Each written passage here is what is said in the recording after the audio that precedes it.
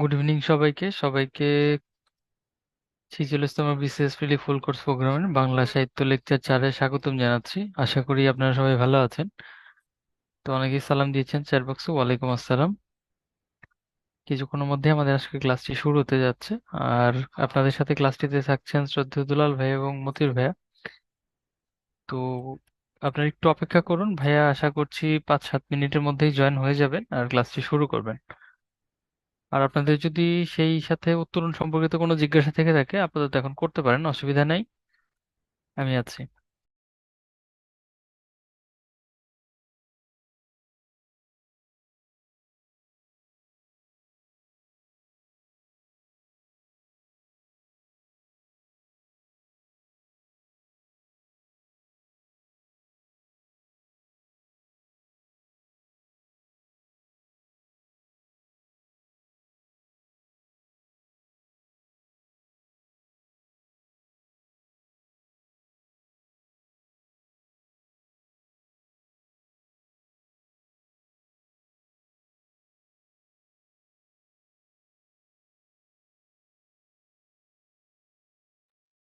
আচ্ছা, দু একজন জানতে চেয়েছেন ক্লাস শুরু হয়েছে কিনা। না, ক্লাসটা শুরু হয়নি এখনো, ভাইয়া শুরু করবেন এই আর 2-3 মিনিটের মধ্যে আর কি। হ্যাঁ, আপনি একটু অপেক্ষা করুন, একটু সময় দেন কাইন্ডলি।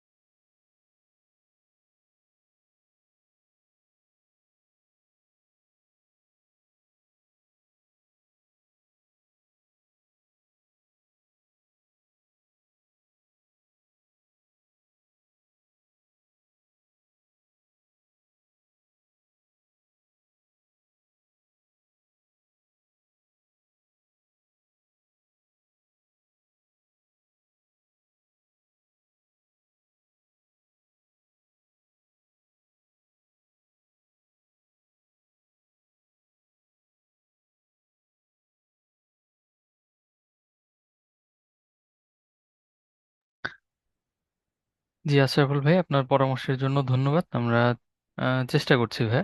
আর আপনার ইনফরমেশনটা বা কমপ্লেনটা যেভাবেই বলি না কেন, এটা আমি অথরিটিকে জানাবো।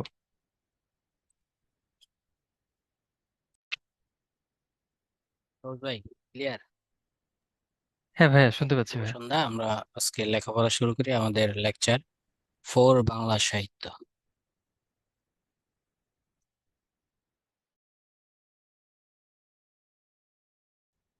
যারা আছেন তারা কি ক্লিয়ারলি শুনতে পাচ্ছেন?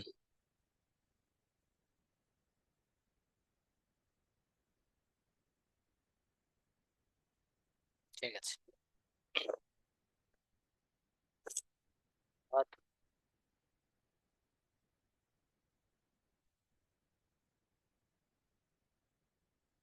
কল দিলে কল রিসিভ করে না কেন? কে কে রিসিভ করে না? এত বড় সাহস কার?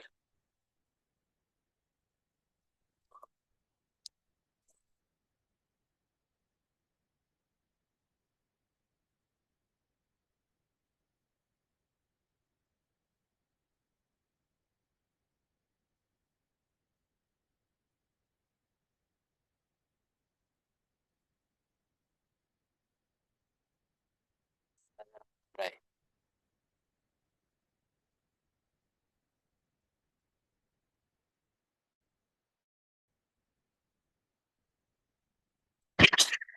লালন শাহ, যুগ সন্ধিক্ষণ গুপ্ত পেরিচাঁদ। বুঝছি।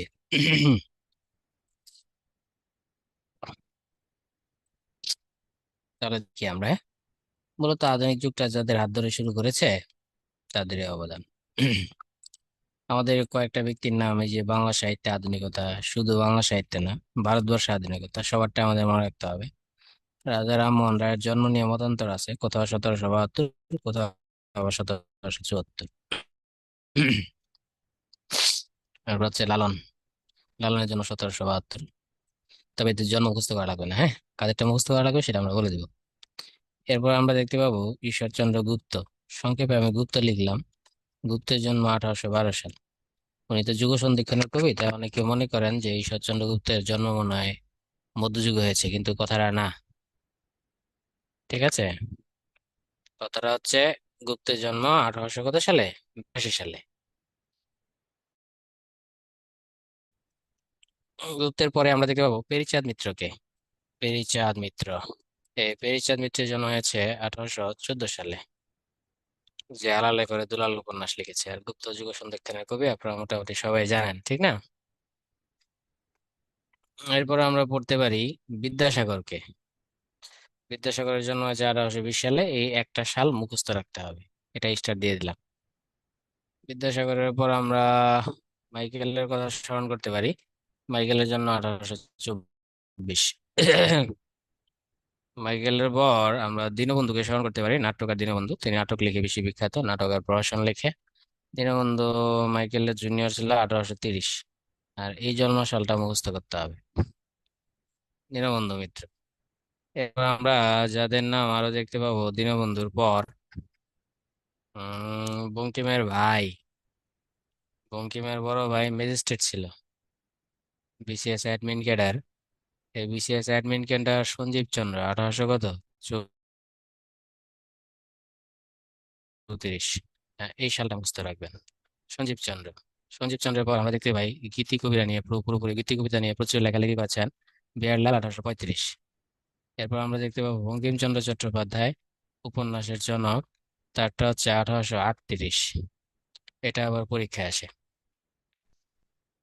বঙ্কিমচন্দ্র। আর আমাদের কার পড়তে হবে, আর আমাদের পড়তে হবে মীর মশাররফ হোসেন। মীর মশা, অনেকে তাকে মশা মনে করে, কিন্তু মশা নয়, মীর মশা হবে, ওকারটা হবে না।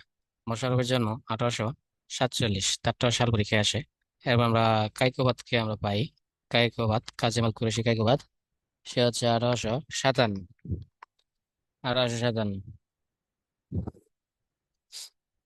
হুম।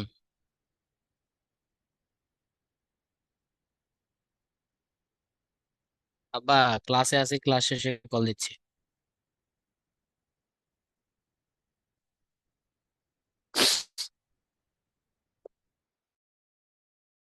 1800 কত, কাইকোবাদ হচ্ছে 1857। তাহলে যে করে আমি স্টাডি যে করে সাল করতে হবে। এখন আমি এদেরকে সব একসাথে দিয়ে দিলাম কেন? এদের নাম আপনি বলতে পারেন বাংলা সাহিত্যের ফাদার্স, মানে বাংলা সাহিত্যের ফাদার্স মানে জনকেরা, বাপেরা। একে বলা হয় পাঠ্যপুস্তকের বাইরে গদ্যের জনক। এবারে যা লিখছে তা পাঠ্যপুস্তক হয় নাই, ঠিক আছে? আর লালন তো আপনারা জানেন, উপমহাদেশের প্রথম, এই রামমোহনের কথা বলি, উপমহাদেশের প্রথম আধুনিক পুরুষ, প্রথম স্মার্ট গাই কে ছিলেন? তাহলে answer হবে রাজা রামমোহন রায়। আর গুপ্ত হচ্ছে যুগ সন্ধিক্ষণের কবি, সেটা জানেন। সে কিন্তু প্রথম কবিতা লিখছে আধুনিক যুগে, যদিও তার কবিতাগুলো অত বেশি সুন্দর হয় নাই। তার একটা কবিতা হচ্ছে কে, এই প্রশ্নের পরীক্ষায় আসে, জগতে বলো দেখি, জ্ঞানীকে, গুণীকে, মানিকে, এটা আসে পরীক্ষায়। তা আরেকটা কবিতা আছে গুপ্তের, সেটা হচ্ছে স্বদেশ কবিতা। সেই স্বদেশ কবিতাটাও পরীক্ষায় আসে। স্বদেশ কবিতা লিখেছেন তিনি, কত রূপ স্নেহ করি দেশের কুত্তা ধরি, বিদেশে ঠাকুর ফেলিয়া, এই কত রূপ স্নেহ করি, এটা আসে। আর কে কবিতাটাও আসে। তার আরেকটা কবিতা আছে নীলকর, নীল চাষদের, এটা দেখলাম একটা পরীক্ষা এসেছে, তুমি মা কল্পতরু আমরা সব পোষা গরু। মা আর ভিক্টোরিয়া রানীকে বলছে তুমি হচ্ছে কল্পতরু, আমরা সব পোষা গরু। নীলকররা হচ্ছে তার পোষা গরু, আর রানী হচ্ছে কল্পতরু। আর যখনই সুযোগ পাবো সেই তরুরে খেয়ে ফেলবো। অর্থাৎ তিনি আধুনিক যুগে কবিতা লিখলো, তার কবিতার মান অত ভালো ছিল না। কিন্তু যদি বলা হয় আধুনিক যুগের প্রথম কবিকে, তাহলে অ্যান্সার হবে ঈশ্বরচন্দ্র গুপ্ত। আধুনিক যুগের প্রথম কবিকে, ঈশ্বরচন্দ্র গুপ্ত। তিনি আবার কৌলিন্য প্রথা, ওই যে একজন ব্রাহ্মণ 100 জন নারী বিয়ে করতে পারতো, সেই কৌলিন্য প্রথা তিনি সমালোচনা করেছেন। আবার মেয়েদের যে নারী শিক্ষা নামে একটা কবিতা লিখেছেন, তিনি নারী শিক্ষা কবিতার কি সমালোচনা, নারী শিক্ষার বিরোধিতা করেছেন, একমাত্র কবি যিনি নারী শিক্ষার বিরোধিতা করেছেন। তাহলে এখান থেকে যে প্রশ্নগুলো আসে সেটা হচ্ছে আধুনিক যুগের প্রথম কবিকে, তাহলে অ্যান্সার হবে ঈশ্বরচন্দ্র গুপ্ত। যুগ সন্ধিক্ষণের কবিকে ঈশ্বরচন্দ্র গুপ্ত। ঈশ্বরচন্দ্র গুপ্ত কবি না সাংবাদিক? তাহলে প্রথম পরিচয় সাংবাদিক। তার বিখ্যাত পত্রিকার নাম কি? সংবাদ প্রভাকর। সংবাদ প্রভাকর কত সালে? সংবাদ প্রভাকর কেন বিখ্যাত? দৈনিক হিসাবে সবচেয়ে বেশি বিখ্যাত। কে কবিতারিকার? ঈশ্বরচন্দ্র গুপ্ত। স্বদেশ কবিতারিকার ঈশ্বরচন্দ্র গুপ্ত। কতরূপ স্নেহ করি দেশের কুত্তা ধরি বিদেশের ঠাকুর ফিলিয়া, এই চরণটি কার? ঈশ্বরচন্দ্র গুপ্ত। পয়েম মেমোরাইজ করতে হবে নাকি নাম পড়লেই চলবে? নাম পড়লেই চলবে, পয়েম মেমোরাইজ করতে হবে না। নীলকরের মধ্যে ওই যে এই কথাটা বলেছেন, তুই মা কল্পতরু আমরা সব পোষাগুরু, এটা। কলিন্য প্রথায় তিনি বলেছেন কি যেন, কুলের সম্ভ্রম করিব কেমনে, শতেক বিধবা হয় একই কারণে। একজন কুলীন ব্রাহ্মণ 100 জন বিয়ে করছে, একজন ব্রাহ্মণ মরে গেছে গা, আর ব্রাহ্মণ মরে যাওয়ার সাথে সাথে 100 জন নারী বিধবা হয়ে গেছে গা। তাই বলছে যে কলিন ও ব্রাহ্মণের সম্মান আমি কিভাবে করবো যখন 100 লোক বিধবা হয় একটা লোকের কারণে। নারী শিক্ষায় তিনি বলেছেন, এবি পরে বিবি সেজে বিলেতি বল কবে কবে। নারীদের যদি এবিসিডি পড়াও একসময় তারা বিবি সাজবে, বিবি সেজের পর তারা ইংরেজিতে কথা বলবে, বাংলা ভাষায় কথা বলবে না। সুতরাং নারী শিক্ষার বিরোধিতা করেছেন। এই প্রশ্নগুলো আসে এখানে। তা আধুনিক যুগের প্রথম কবি গুপ্ত হইল, কিন্তু প্রকৃত আধুনিক কবি, প্রথম প্রকৃত আধুনিক কবি মাইকেল। সে কিন্তু আধুনিক হইল, সে প্রকৃত আধুনিক নয়। গুপ্ত প্রকৃত আধুনিক নয়, প্রকৃত আধুনিক কে? মাইকেল। সুতরাং গুপ্ত ভার্সেস মাইকেল। যেগুলো প্রকৃত আধুনিক কবিকে, তাহলে অ্যান্সার হবে কি? মাইকেল মধুসূদন দত্ত। এই হচ্ছে ঘটনা। তাহলে এখান থেকে এই প্রশ্ন আসে কি, উপমহাদেশের প্রথম আধুনিক আধুনিক পুরুষকে? রাজা রামমোহন রায়। ঠিক আছে, পাঠ্যপুস্তকে বাইরে উত্তেজনক কি? রাজা রামমোহন রায়। তাহলে আধুনিক যুগের প্রথম কবিকে, তাহলে অ্যান্সার হবে গুপ্ত, ঈশ্বরচন্দ্র গুপ্ত। যুগ সন্ধিক্ষণের কবিকে? ঈশ্বরচন্দ্র গুপ্ত। প্রকৃত আধুনিক কবিকে? মাইকেল মধুসূদন দত্ত। এবং কি প্রথম বিদ্রোহী, প্রথম বিদ্রোহী কবিকে? মাইকেল মধুসূদন দত্ত। কারণ সকলেই ধর্মের কথা বলে, কিন্তু এই মাইকেল মধুসূদন গিয়ে প্রথম ধর্মের বিরুদ্ধে বিদ্রোহ করেছেন। তিনি নিজে খ্রিস্টান ধর্ম গ্রহণ করেছেন, এটা একটা ধর্মের বিরুদ্ধে বিদ্রোহ। তারপর তিনি যে রামকে সবাই শ্রদ্ধা করে, তিনি সেই রামকে মেঘনাদ বধে ভিলেন বানিয়ে দিয়েছেন, এখানেও তার বিদ্রোহ। যে রাবণকে মানুষ ঘৃণা করে, সেই মেঘনাদ বধে তিনি রাবণকে হিরো বানিয়ে দিয়েছেন, তাই এখানে তার বিদ্রোহ, তাই তাকে বলা হয় প্রথম বিদ্রোহী কবি। তাহলে আমি লাস্ট বার বলছি, প্রথম আধুনিক কবিকে, আধুনিক যুগের প্রথম কবিকে? ঈশ্বরচন্দ্র গুপ্ত। কিন্তু প্রথম প্রকৃত আধুনিক কবিকে? তাহলে অ্যান্সার হবে মাইকেল মধুসূদন দত্ত। তারপর হচ্ছে প্রথম বিদ্রোহী কবিকে? মাইকেল মধুসূদন দত্ত। আশা করি বিষয়টা বুঝে গেছে। তাহলে প্রথম ঔপন্যাসিককে, এইবার হচ্ছে প্রথম ঔপন্যাসিক। প্রথম ঔপন্যাসিক হচ্ছে পেরিচাঁদ মিত্র, আলালের ঘরে দুলাল। এই প্রথম উপন্যাসিক হইল, উপন্যাসের আবার জনক কে? জনক কিন্তু আবার বঙ্কিম। তাহলে পেরিচাঁদ ভার্সাস হচ্ছে বঙ্কিম। বঙ্কিম হচ্ছে উপন্যাসের জনক, তাহলে পেরিচাঁদ কেন জনক হইতে পারলো না? পেরিচাঁদ এই জন্যই জনক হইলো না, পেরিচাঁদের উপন্যাস কি, কেউ কেউ বলে এটা উপন্যাস হয়েছে, কেউ কেউ বলে উপন্যাস হয় নাই, কেউ কেউ বলেন এটা উপন্যাসের ভাষা হয় নাই, এই ভাষার নাম আলালি ভাষা, কেউ কেউ বলে উপন্যাসের ভাষা এটা হয়েছে।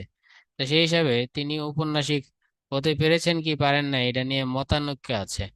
তাই দেখা যায় প্রথম উপন্যাসিককে পেরিচাঁদ, কিন্তু উপন্যাসের জনককে বঙ্কিমচন্দ্র চট্টোপাধ্যায়। আশা করি বিষয়টা আপনার বুঝতে পেরেছেন। ঠিক আছে, তাহলে আবার এখানে দেখি আমরা সঞ্জীব চন্দ্র কি পালামু, পালামু নামে একটা ভ্রমণ কাহিনী লিখেছেন। তিনি মায়ানমারে চাকরি করতেন, ম্যাজিস্ট্রেট ছিলেন। তিনি পালামু নামে ভ্রমণ কাহিনী লিখেছেন। তাই যদি আসে ভ্রমণ কাহিনীর জনককে, এটা বাংলা সাহিত্যের প্রথম ভ্রমণ কাহিনী, তাহলে যদি আসে ভ্রমণ কাহিনীর জনককে, অ্যান্সার হবে সঞ্জীব চন্দ্র চট্টোপাধ্যায়। দেখেন, এক ভাই ভ্রমণ কাহিনীর জনক আর এক ভাই উপন্যাসের জনক। আর গীতি কবিতার জনক বিহারীলাল, এটা আপনারা বললেও পারবেন, না বললেও পারবেন।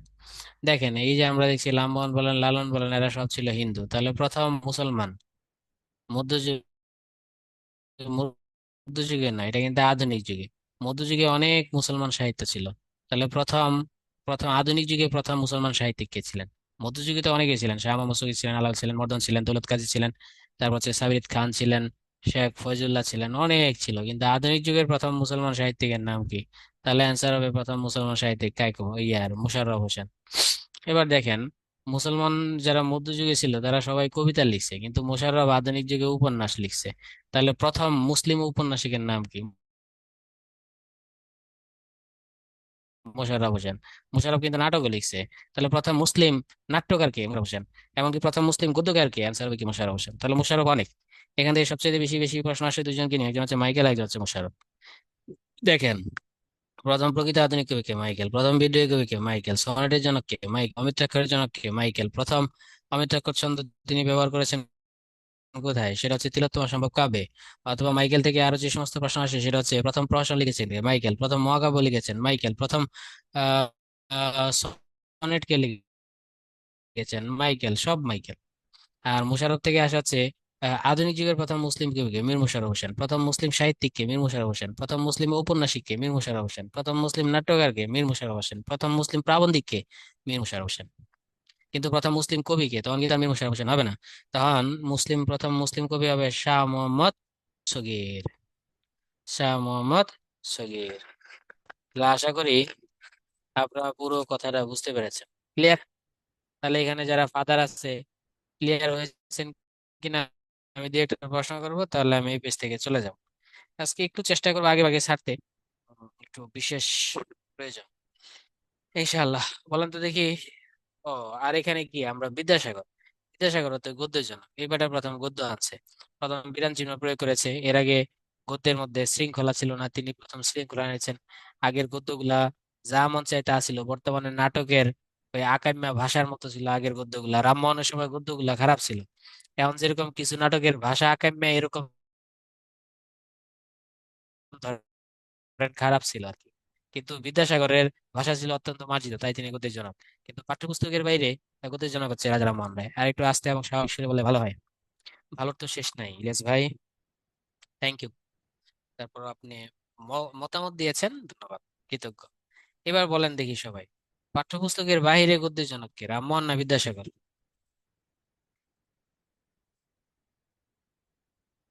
পাঠ্যপুস্তকের বাইরে রামমোহন, কারণ রামমোহনের কোনো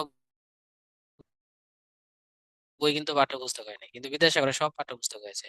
বিদ্যাসাগর লিখেছিল বোধোদয়, সেটা পাঠ্যপুস্তক। বিদ্যাসাগর লিখেছিল বর্ণপরিচয়, সেটা পাঠ্যপুস্তক। তারপর হচ্ছে রামমোহনের বই কিন্তু পাঠ্যপুস্তক হয় না একটাও। তাই পাঠ্যপুস্তকের বাইরে গদ্যের জনক রামমোহন। এবার বলুন গদ্যের জনক কে?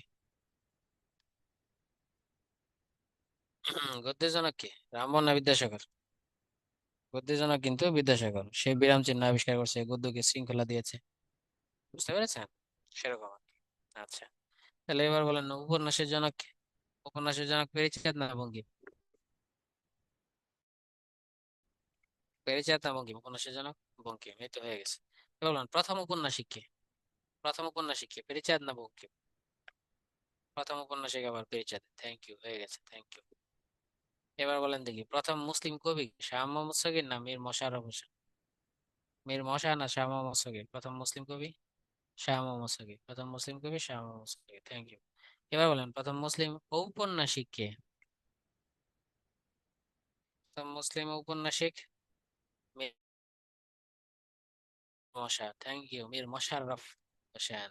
ওকে, প্রথম মুসলিম ঔপন্যাসিক মীর মশাররফ হোসেন। খেয়াল করে দেখেন, আমরা মহাকবি আলাওল বলি, কিন্তু আলাওল কোনোদিন মহাকাব্য লিখেন না, আলাওল তো মধ্যযুগের কবি। কিন্তু কায়কোবাদ মহা শ্মশান লিখেছেন।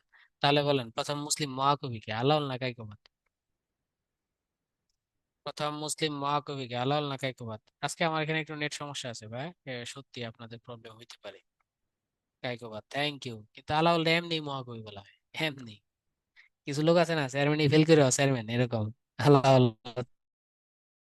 হচ্ছে এমনি মহাকবি। কিন্তু প্রথম প্রথম মহাকবি কিন্তু মুসলিম মহাকবি কায়কোবাদ, তিনি মহাশ্মশান লিখেছেন। তাহলে এখানে দেখেন বাংলা সাহিত্যের সব ফাদার্স গুলো একসাথে। আর কি বাকি থাকে? আর বাকি থাকে ছোট গল্প, ওটার জন্য কে, রবীন্দ্রনাথ ঠাকুর। বাকি থাকে কি, গজল, ওটার জন্য কে, কাজী নজরুল ইসলাম। এর বাইরে মোটামুটি সব সব জনক গুলা, ফাদার্স গুলা একসাথে। গদ্যের বাইরে রামমোহন রায়, গদ্যের জনক বিদ্যাসাগর। প্রথম আধুনিক কবি কে বলেন তো? প্রথম আধুনিক কবি গুপ্ত নাকি মাইকেল? প্রথম আধুনিক কবি কে, গুপ্ত না Michael? Michael, Michael, thank you. কিন্তু এই প্রশ্নটাকে প্রথম আধুনিক কবি মাইকেল হবে, মাইকেল। রামমোহন কবি ছিলেন না ভাই, প্রথম আধুনিক কবি মাইকেল। এবার একটা প্রশ্ন আমি আপনার কাছে করতে চাই, সেটা হচ্ছে আধুনিক যুগের প্রথম কবি কে? আধুনিক যুগের প্রথম কবি, তখন হবে অ্যান্সার গুপ্ত। হ্যাঁ, আধুনিক যুগের প্রথম কবি গুপ্ত, কিন্তু সে নিজেই ভালো আধুনিক না, অল্প আধুনিক। ঠিক আছে? মনে করেন গুপ্ত হচ্ছে জায়েদ খান, আর মাইকেল হচ্ছেন সালমান শাহ। বিষয়টা বুঝছেন? গুপ্ত আধুনিক যুগে গুপ্ত হচ্ছে জায়েদ খান, আধুনিক যুগে জন্মাইলে হতো না। আর মাইকেল হচ্ছে সালমান শাহ, ঘটনা হচ্ছে এরকম।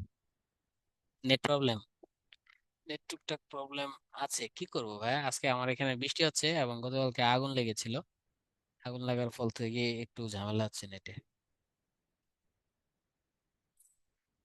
একটু কম্প্রোমাইজ করে নেন। ওকে, আমি বুঝতে পারলাম আপনার এই পেজটা পুরোপুরি বুঝতে পেরেছেন। তাহলে রাজা রামমোহন রায় সম্পর্কে আমি টুকটাক যা পড়বেন সেটা একটু বলে দেই। রাজা রামমোহন রায় সবচেয়ে বড় অবদান একটা ধর্ম তিনি প্রতিষ্ঠা করেছেন, সেই ধর্মের নাম কি? ব্রাহ্ম ধর্ম। অনেক সময় একবার ভাই ভাই প্রশ্ন করেছিল রবীন্দ্রনাথ ঠাকুর কোন ধর্মের লোক ছিলেন, তাহলে অ্যান্সার হবে রবীন্দ্রনাথ ঠাকুর কিন্তু সনাতন নয়। রবীন্দ্রনাথ ঠাকুর হিন্দু বা সনাতন ধর্ম বলা যাবে না, রবীন্দ্রনাথ ঠাকুর ব্রাহ্ম ধর্ম। রাজা রামমোহন রায় কোন ধর্ম? ব্রাহ্ম ধর্ম। রবীন্দ্রনাথের পিতা ব্রাহ্ম ধর্ম, রবীন্দ্রনাথের দাদা ব্রাহ্ম ধর্ম। এমনকি ভাই গিরিশচন্দ্র সেন যিনি কোরআন শরীফ অনুবাদ করেছেন তিনিও কি ধর্ম? ব্রাহ্ম ধর্ম। গিরিশচন্দ্র সেনের বাড়ি কোথায়? বাড়ি হচ্ছে নরসিংদী। এই প্রশ্নগুলো আসে আর কি। আচ্ছা, রাজা রামমোহন রায়ের জন্ম 1772 বা 1774, এটা পড়ার দরকার নাই, যেখানে পড়বেন সেখানে আমি স্টার দিয়ে দিব, আমার পড়ার দরকার নাই। 1815 সালে তিনি বই লেখালেখি শুরু করলেন। তার যে একটা বিখ্যাত গ্রন্থ সেটা হচ্ছে বেদান্ত গ্রন্থ। তার একটা বিখ্যাত গ্রন্থ বেদান্ত সার। আচ্ছা, এই দুইটা গ্রন্থের মূল বিষয়বস্তু বলে দেই। দেখেন, বেদান্ত শব্দটা এসেছে বেদ থেকে। তাহলে বেদান্ত গ্রন্থ মানে বেদের হিসাব নিকাশ। বেদান্ত সার মানে হচ্ছে বেদের সামারি। আসলে বেদ কি? বেদ হচ্ছে হিন্দু একটি ধর্মীয় গ্রন্থ, বেদ এবং উপনিষদ। এবার রাজা রামমোহন রায়ের সময় মূল সমস্যাটা কি ছিল? সতীদাহ। কারণ সতীদাহ যে বৈধ না অবৈধ এটা তো আর আপনি মুখে বলে চলবে না, রেফারেন্স চাই। সেই রেফারেন্সই তিনি দিয়েছেন বেদ থেকে।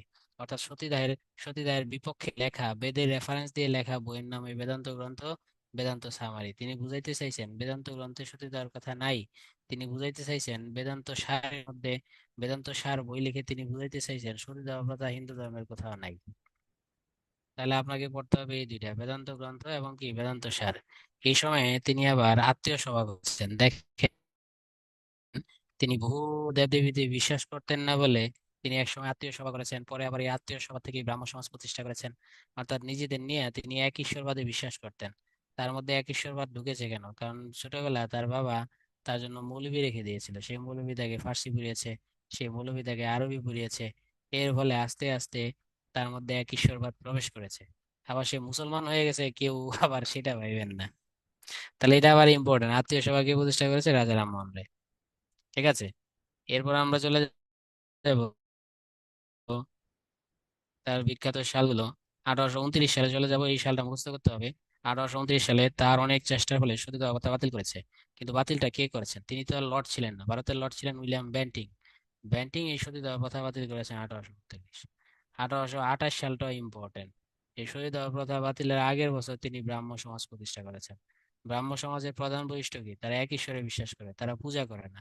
হিন্দু সমাজের বৈশিষ্ট্য কি? তারা 33 কোটি দেবদেবীতে বিশ্বাস করে, তারা পূজা করে, কিন্তু ব্রাহ্ম সমাজ পূজা করে না।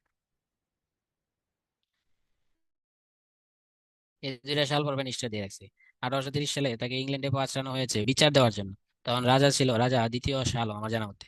এই দ্বিতীয় শালম ইংল্যান্ডের সাথে, বিশেষ করে ইস্ট ইন্ডিয়া কোম্পানির সাথে তো সম্রাটের চুক্তি ছিল। আমাদের অঞ্চলে বিজনেস করবে, সম্রাটকে টাকা দিবে, কিন্তু সম্রাটকে এই টাকা দিচ্ছিল না। টাকা না দেওয়ার ফলে সম্রাট চাইলেন যে রানীর কাছে বিচার দিতে হবে। তখন রানীর কাছে কাকে পাঠানো যায়? তখন দেখলো পুরা উপমহাদেশে একমাত্র স্মার্ট গাইকে, রাজা রামমোহন রায়।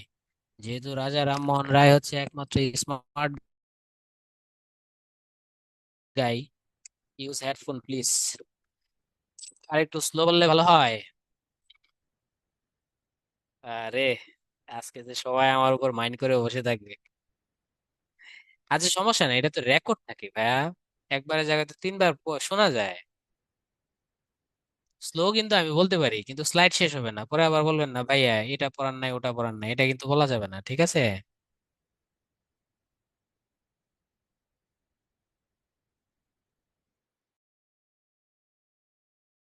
হুম, স্লোই ভালো। পরে কিন্তু শেষ না হইলে আবার বলতে পারবেন না ভাইয়া বলেন নাই বলেন নাই, দেখেন আমি কিন্তু টানা বলে যাচ্ছি। ওকে, তাহলে দেখেন 1830 সালে তাকে ইংল্যান্ডে পাঠানো হলো কেন? রানীর কাছে বিচার দেওয়ার জন্য। কি বিচার দিবে? যে সম্রাটকে ট্যাক্স দিচ্ছে না, কারা দিচ্ছে না? যারা এদেশে ইংরেজরা ব্যবসা করছে। তখন তিনি ইংল্যান্ডে গেলেন, সেটা আমাদের সমস্যা নাই। 1833 সালে তিনি একটা বই লিখলেন, বইটা আগে লিখেছিলেন ইংলিশে, পরবর্তী সেই বইটাকে বাংলায় ট্রান্সলেট করলেন। সেই বিখ্যাত ব্যাকরণ বইটির নাম কি? গৌড়ীয় ব্যাকরণ। আপনারা জানেন এটা সালটাও আসে। গৌড়ীয় ব্যাকরণ কে লিখেছেন? রাজা রামমোহন। কত সালে লিখেছেন? 1833 সালে। বাংলা ভাষায় রচিত, মানে বাংলা বর্ণমালায় রচিত প্রথম বইয়ের নাম কি? গৌড়ীয় ব্যাকরণ। আর যে বছর গৌড়ীয় ব্যাকরণ তিনি লিখলেন সেই বছরে তিনি মারা গেলেন। এবার প্রশ্ন হচ্ছে তিনি আসলে কোথায় মারা গিয়েছেন? তাহলে অ্যান্সার হবে তিনি ইংল্যান্ডে মারা গিয়েছেন। আবার পরীক্ষায় আসে ইংল্যান্ডের কোন শহরে তিনি মারা গিয়েছেন, তখন অ্যান্সার হবে ইংল্যান্ডের ব্রিস্টল শহরে তিনি মারা গিয়েছেন। ইংল্যান্ডের ব্রিস্টল শহরে তিনি কি মারা গিয়েছেন। তাহলে এখান থেকে যে প্রশ্নগুলো আসে আমরা লাস্ট বলে দিয়েছি, বেদান্ত গ্রন্থকার রাজা রামমোহন রায়, বেদান্ত সারকার রাজা রামমোহন রায় আত্মীয় সভা কে প্রতিষ্ঠা করেছেন, রাজা রামমোহন রায়। শহীদ হওয়ার কথা বাতিল কত সালে, 1829 সালে। শহীদ হওয়ার কথা কে বাতিল করেছেন, উইলিয়াম বেন্টিং। ব্রাহ্ম সমাজ প্রতিষ্ঠা কত সালে, 1800 কত সালে, 28 সালে। রবীন্দ্রনাথ কোন ধর্মের অনুসারী, ব্রাহ্ম ধর্মের অনুসারী। ভাই গিরিশচন্দ্র সেন কোন ধর্মের অনুসারী, ব্রাহ্ম ধর্মের অনুসারী। রবীন্দ্রনাথের পিতা দাদা কোন ধর্মের অনুসারী, ব্রাহ্ম সমাজের অনুসারী। ব্রাহ্ম সমাজের এরা কি পূজা করতেন নাকি করতেন না, করতেন না। গৌড়ীয় ব্যাকরণ কে লিখেছেন, রাজা রামমোহন রায়। গৌড়ীয় ব্যাকরণ কত সালে, 1833 সালে। তারপর হচ্ছে রামমোহনের মৃত্যু হয়েছে কোথায়, ইংল্যান্ডে। কোথায় হয়েছে, ব্রিস্টল শহরে। এই হচ্ছে রামমোহনের সংক্ষিপ্ত পড়া। আর দুই একটা বই তার আছে, ওগুলো পড়ে রাখেন। একটা বইয়ের নাম হচ্ছে তার পথ্যবিধান, আর একটা বইয়ের নাম হচ্ছে তার সতীদাহ প্রথা বাতিল হবে কিনা অতদ বিষয়ক প্রস্তাব। সতীদাহ সংক্রান্ত যে কোনো বই, সতীদাহ প্রথা রহিত হওয়া উচিত কিনা এতদ বিষয়ক প্রস্তাব। ঠিক আছে। তার আরেকটা বই আছে প্রবর্তক নিবর্তকের সংবাদ। প্রবর্তক নিবর্তকের সংবাদ, এই আছে তার বই। তাহলে সবচেয়ে বেশি ইমার্জেন্সি বই বেদান্ত গ্রন্থ, বেদান্ত সারি দুই বেশি আসে। মাঝে মাঝে পথ্যবিধান আসে, রামমোহন রায় সতীদাহ প্রথা বাতিল হওয়া উচিত কিনা এত বিষয়ক প্রস্তাব, সেটা আসে। প্রবর্তক নিবর্তকের সংবাদ। আমরা আশা করি সবই পড়ে ফেলেছি। এবার দেখেন, অনেকগুলা ব্যাকরণ আছে। মনোল দাস সুম্পাসাও লিখেছে এম ইডিয়মা বেঙ্গলাই, এম ইডিয়মা ভোকাবুলারি পর্তুগিজ। এম ইডিয়মা বেঙ্গলাই ভোকাবুলারি পর্তুগিজ। ভোকাবুলারি ভোকাবুলারিও এম ইডিয়মা বেঙ্গলাই পর্তুগিজ। আমি আবার বলছি, ভোকাবুলারিও এম ইডিয়মা বেঙ্গলাই পর্তুগিজ। মনোল দাস সুম্পাসাও লিখেছে। নাথান ব্রাসি হ্যালেট লিখেছে ব্যাকরণ। কিন্তু তাদের ব্যাকরণের চাইতে গরীয় ব্যাকরণ বেশি আলোচিত, যদিও তিনি পরে লিখেছেন। কেন বেশি আলোচিত? কারণ প্রথম ব্যাকরণটা লেখা ছিল পর্তুগিজ বর্ণমালায়, দ্বিতীয় ব্যাকরণটা ইংরেজি বর্ণমালায়, কিন্তু গরীয় ব্যাকরণ বাংলা বর্ণমালায়। এবার সবাই বলুন, গরীয় ব্যাকরণ কত সাল? গরীয় ব্যাকরণ কত সাল? 1833। সেই তো, সবাই তো বুঝতেছে ভাই, থ্যাংক ইউ। এই যে রামমোহনের সাহিত্য করবো, আমাদের আর পড়ার দরকার নেই, এখানে যা আছে আপনারা সব করে ফেলেন, আশা করি আর কোনো সমস্যা হবে না। আর যা যা পড়া, যে ধরনের প্রশ্ন আসে আমি সেই প্যাটার্নও বলে দিয়েছি। লালনের যেগুলা লাল দেওয়া আছে, এই লাল দেওয়া দাগগুলো পড়ে ফেলেন। লালন সম্পর্কে আপনারা টুকটাক জানেন, আমি বললেও চলবে, না বললেও চলবে। এবার আসি যুগ সন্ধিক্ষণ। আচ্ছা, যুগ সন্ধিক্ষণ শুরু হয়েছে 1760 সাল থেকে আর শেষ হয়েছে 1860 সালে। কেন হয়েছে সেটা দেখেন। এই সময়টা হচ্ছে ভারতচন্দ্র মারা গেছে, ভারতচন্দ্রের মৃত্যু ঘটেছে এই সময়টায়। ঠিক আছে। আর এই সময়টায় কি ঘটেছে বলেন তো দেখি, 1860 সালে কেন যুগ সন্ধিক্ষণ শেষ হইলো, কি ঘটেছে এই সময়, কেউ বলতে পারেন? কেন এই সময়টা যুগ সন্ধিক্ষণ শেষ হইলো, কি ঘটেছে এই সময়ে? God, thank you. মাইকেলের উত্থান ঘটেছে। মাইকেলের উত্থান ঘটেছে। মাইকেলের উত্থান। মাইকেলের উত্থান। মাইকেলের উত্থান, মাইকেলের জন্ম না, কিন্তু জন্ম বললে আবার হবে না। কারণ মাইকেল জন্মাইছে কিন্তু 1800 কত সালে, 24 সালে। কিন্তু আমরা 60 সাল, মাইকেলের উত্থান 1860 সাল। কিসের মাধ্যমে মাইকেলের উত্থান ঘটেছে, এমন কি মাইকেল করেছে 1860 সালে? তিলোত্তমা সম্ভব, তিলোত্তমা সম্ভব কাব্য তিনি প্রকাশ করেছেন 1860 সালে। তাহলে দেখেন, ভারতচন্দ্র মরে যাওয়ার পর কি নাই, কবি নাই। আর মাইকেলের উত্থানের আগ পর্যন্ত আহামরি কবি নাই, একটা কবি আছে, সেই কবির নামে কি গুপ্ত। আমরা পড়েছিলাম, প্রথম পেজে পড়েছিলাম। দেখেন আপনারা, ভারতচন্দ্রের মৃত্যুর পর থেকে মাইকেলের উত্থান পর্যন্ত একমাত্র কবির নাম কি গুপ্ত। আর কেউ কবি ছিলেন না, যেহেতু এই একমাত্র কবি গুপ্ত, তাই তাকে বলা হয় যুগ সন্ধিক্ষণের কবি। আগে যুগ সন্ধিক্ষণ কত, 1760 থেকে 1860 কত বছর, 100 বছর। এই 100 বছর একজন লোকই কবিতা লিখছেন, তার নাম কি, গুপ্ত, তাই তাকে বলা হয় যুগ সন্ধিক্ষণের কবি। বিষয় ক্লিয়ার? ওকে। তাহলে যুগ সন্ধিক্ষণ কেন শুরু? ভারতচন্দ্র মরে গেছে গা, আর কবি নাই। আর যুগ সন্ধিক্ষণ কেন শেষ হইলো 1860 সালে? মাইকেলের উদ্ভব করেছে। বলেন, মাইকেলের কোন গ্রন্থ, সংক্ষেপে লিখেন, মাইকেলের কোন গ্রন্থ 1860? মাইকেলের কোন গ্রন্থ? তিলোত্তমা সম্ভব, থ্যাংক ইউ, 1860 সালে। ওকে, হয়ে গেছে। এরপর আসি, আমরা এগুলা পড়েছি, যুগ সন্ধিক্ষণের বন্ধু, এগুলা পড়েন আপনারা। খাঁটি বাঙালি কবি বঙ্কিম বলেছেন, এই কথাটা বললেন। আর আধুনিক যুগের প্রথম কবি, এই কথাটা পড়বেন। গুপ্তের কথা বলছি, তিনি মূলত সাংবাদিক, হ্যাঁ। তিনি মূলত কি সাংবাদিক, যদিও তাকে আমরা কবি টবি বলি, তিনি মূলত সাংবাদিক। এই স্বদেশ কবিতাটা পড়বেন। বড় কে কে কবিতাটা পড়বেন। নীলকর কবিতা পড়বেন। বাঙালি মেয়ে পড়লে পড়েন। তিনি শিক্ষার প্রতি সমর্থন ছিল না। গুপ্ত, সাংবাদিক গুপ্ত, সাংবাদিক গুপ্ত। এরপর আমরা পেরিচাঁদে চলে আসি। আমরা পেরিচাঁদ সম্পর্কে বলছি যে পেরিচাঁদ আলালে করে দুলাল লিখেছেন। পেরিচাঁদ টুকটাক সিনিয়রই ছিলেন, আলালে করে দুলাল লিখছে। দেখেন, আলালে করে দুলালের বিষয়বস্তু কিন্তু মদ খাওয়া। এই যে নায়ক থাকে, মদ খাইতে খাইতে নষ্ট হয়ে যায়। অনেক টাকা পয়সা থাকে, ধনীর আদরে লালিত সন্তান। ধনী লোকের সন্তানগুলো বেশিরভাগ নষ্ট হয়, সেটা এখানে বোঝানো হয়েছে। এখন ওই সময়টাই ছিল মদের জোয়ার। এই 1858, তো আলালের ঘরে দুলাল কত সালে? 1858 সালে। এই সময়টা সব মদ নিয়ে লেখালেখি ছিল, মদ ছিল ওই সময় লেখালেখির প্রধান বিষয়বস্তু। কেন জানেন? অলরেডি ডি রোজিওর প্রভাব পড়া শুরু হয়েছে। ডি রোজিও এই পেরিচাঁদকে, যাদেরকে মদ খাওয়া শিখাইছে, পেরিচাঁদ মদ খাইতো। মাইকেল অবশ্য একটু জুনিয়র, মাইকেলে মদ খাইতো। তারপর দক্ষিণারঞ্জন মিত্র মজুমদার, এরাও মদ খাইতো। এরা সব মদ নিয়ে মাতাল হয়ে পড়ে থাকতো। ডি রোজিও তাদেরকে মদ খাওয়া শিখাইছে। তারা হিন্দু, তারপর তাদেরকে গরু খাওয়া শিখাইছে। এই লোকগুলাকে বাইজি মানে মেয়ে মানুষের সাথে নাচ করা শিখাইছে। আর একটু মাইন্ড করেন না, পতিতাবৃত্তিও শিখাইছে ডি রোজিও তাদেরকে। বুঝতে পারছেন? আর এরাই মদ নিয়ে বেশি লিখছে। যেমন দেন, পেরিসাদ নিজেই মদ খাইতো, অথচ পেরিসাদ নিজেই মদের বিরুদ্ধে লিখছে। মাইকেল নিজে বাকিতে মদ খাইতো, মাইকেল নিজে আবার একই কি বলে সভ্যতায় মদ খাওয়া ঠাওয়া বাইজি নাচানো এসবের বিরুদ্ধে লিখছে। ভবানীচরণ বন্দ্যোপাধ্যায় লিখছে নববাবু বিলাস, নববিবি বিলাস, কলিকাতা কমলা, ইত্যাদি ইত্যাদি। পেরিসাদ মিত্র কি কি পড়বেন? পেরিসাদ মিত্র আমরা তো পড়েছি টেক্সাস ঠাকুর, এটা পড়তে হবে। তিনি ডি রোজারিওর একজন মেম্বার ছিলেন, শিষ্য ছিলেন, তাই তিনি ইয়াং বেঙ্গলের সদস্য। আমরা আগে বলেছি তার যে উপন্যাসের ভাষা খুব বাজে ভাষা ছিল। মনে করেন এফএম রেডিওর ভাষা যেরকম ভয়ঙ্কর বাজে, তার ভাষাও ছিল ভয়ঙ্কর বাজে। তাই ওই ভাষাকে নাম দিয়েছে আলালি ভাষা বা হুতুমি ভাষা। ডিফেন্স অফ বেঙ্গল এটা পড়তে হবে। আর এটা পড়লেন জমিদার অ্যান্ড রায়টস, চিরস্থায়ী বন্দোবস্তের সমালোচনা করে তিনি এটা লিখেছেন। তার মদ খাওয়া নিয়ে কি কি আছে আমরা সেটা দেখে ফেলি। আলালের ঘরে দুলাল, এটা সাল সহ পড়তে হবে 1858 সাল। এটা বিষয়বস্তু মদ। এরপর পড়তে হবে আধ্যাত্মিকতা, মদ খাইলে আধ্যাত্মিকতা বাড়ে। মদ খাওয়া বড় দায় জাত থাকে আর কি। আরেকটা আছে যৎ কিঞ্চিৎ, মদ খাইতে হবে কম কম করে। এই তিনটাই পড়বেন, আর কিছু করার দরকার নাই। এবার বলেন দেখি, মদ খাওয়া বড় দায় জাত থাকার কি উপায়? এটা কার? সংক্ষেপে লিখলে হবে, পুরো নাম লেখা লাগবে না। মদ খাওয়া বড় দায় জাত থাকার কি উপায়, কার এটা? পেরিচাঁদ মিত্র। গুড। যৎ কিঞ্চিৎ, অল্প অল্প মদ খাবেন, যৎ কিঞ্চিৎ এটি কার? Pearychand Mitra. Good, Pearychand Mitra. Defence of Bengal কে? পেরিচাঁদ মিত্র। এই যে মতিলাল, এই মতিলাল এই প্রচুর পরিমাণে কি খাইতো? আপনার মদ খাইতো।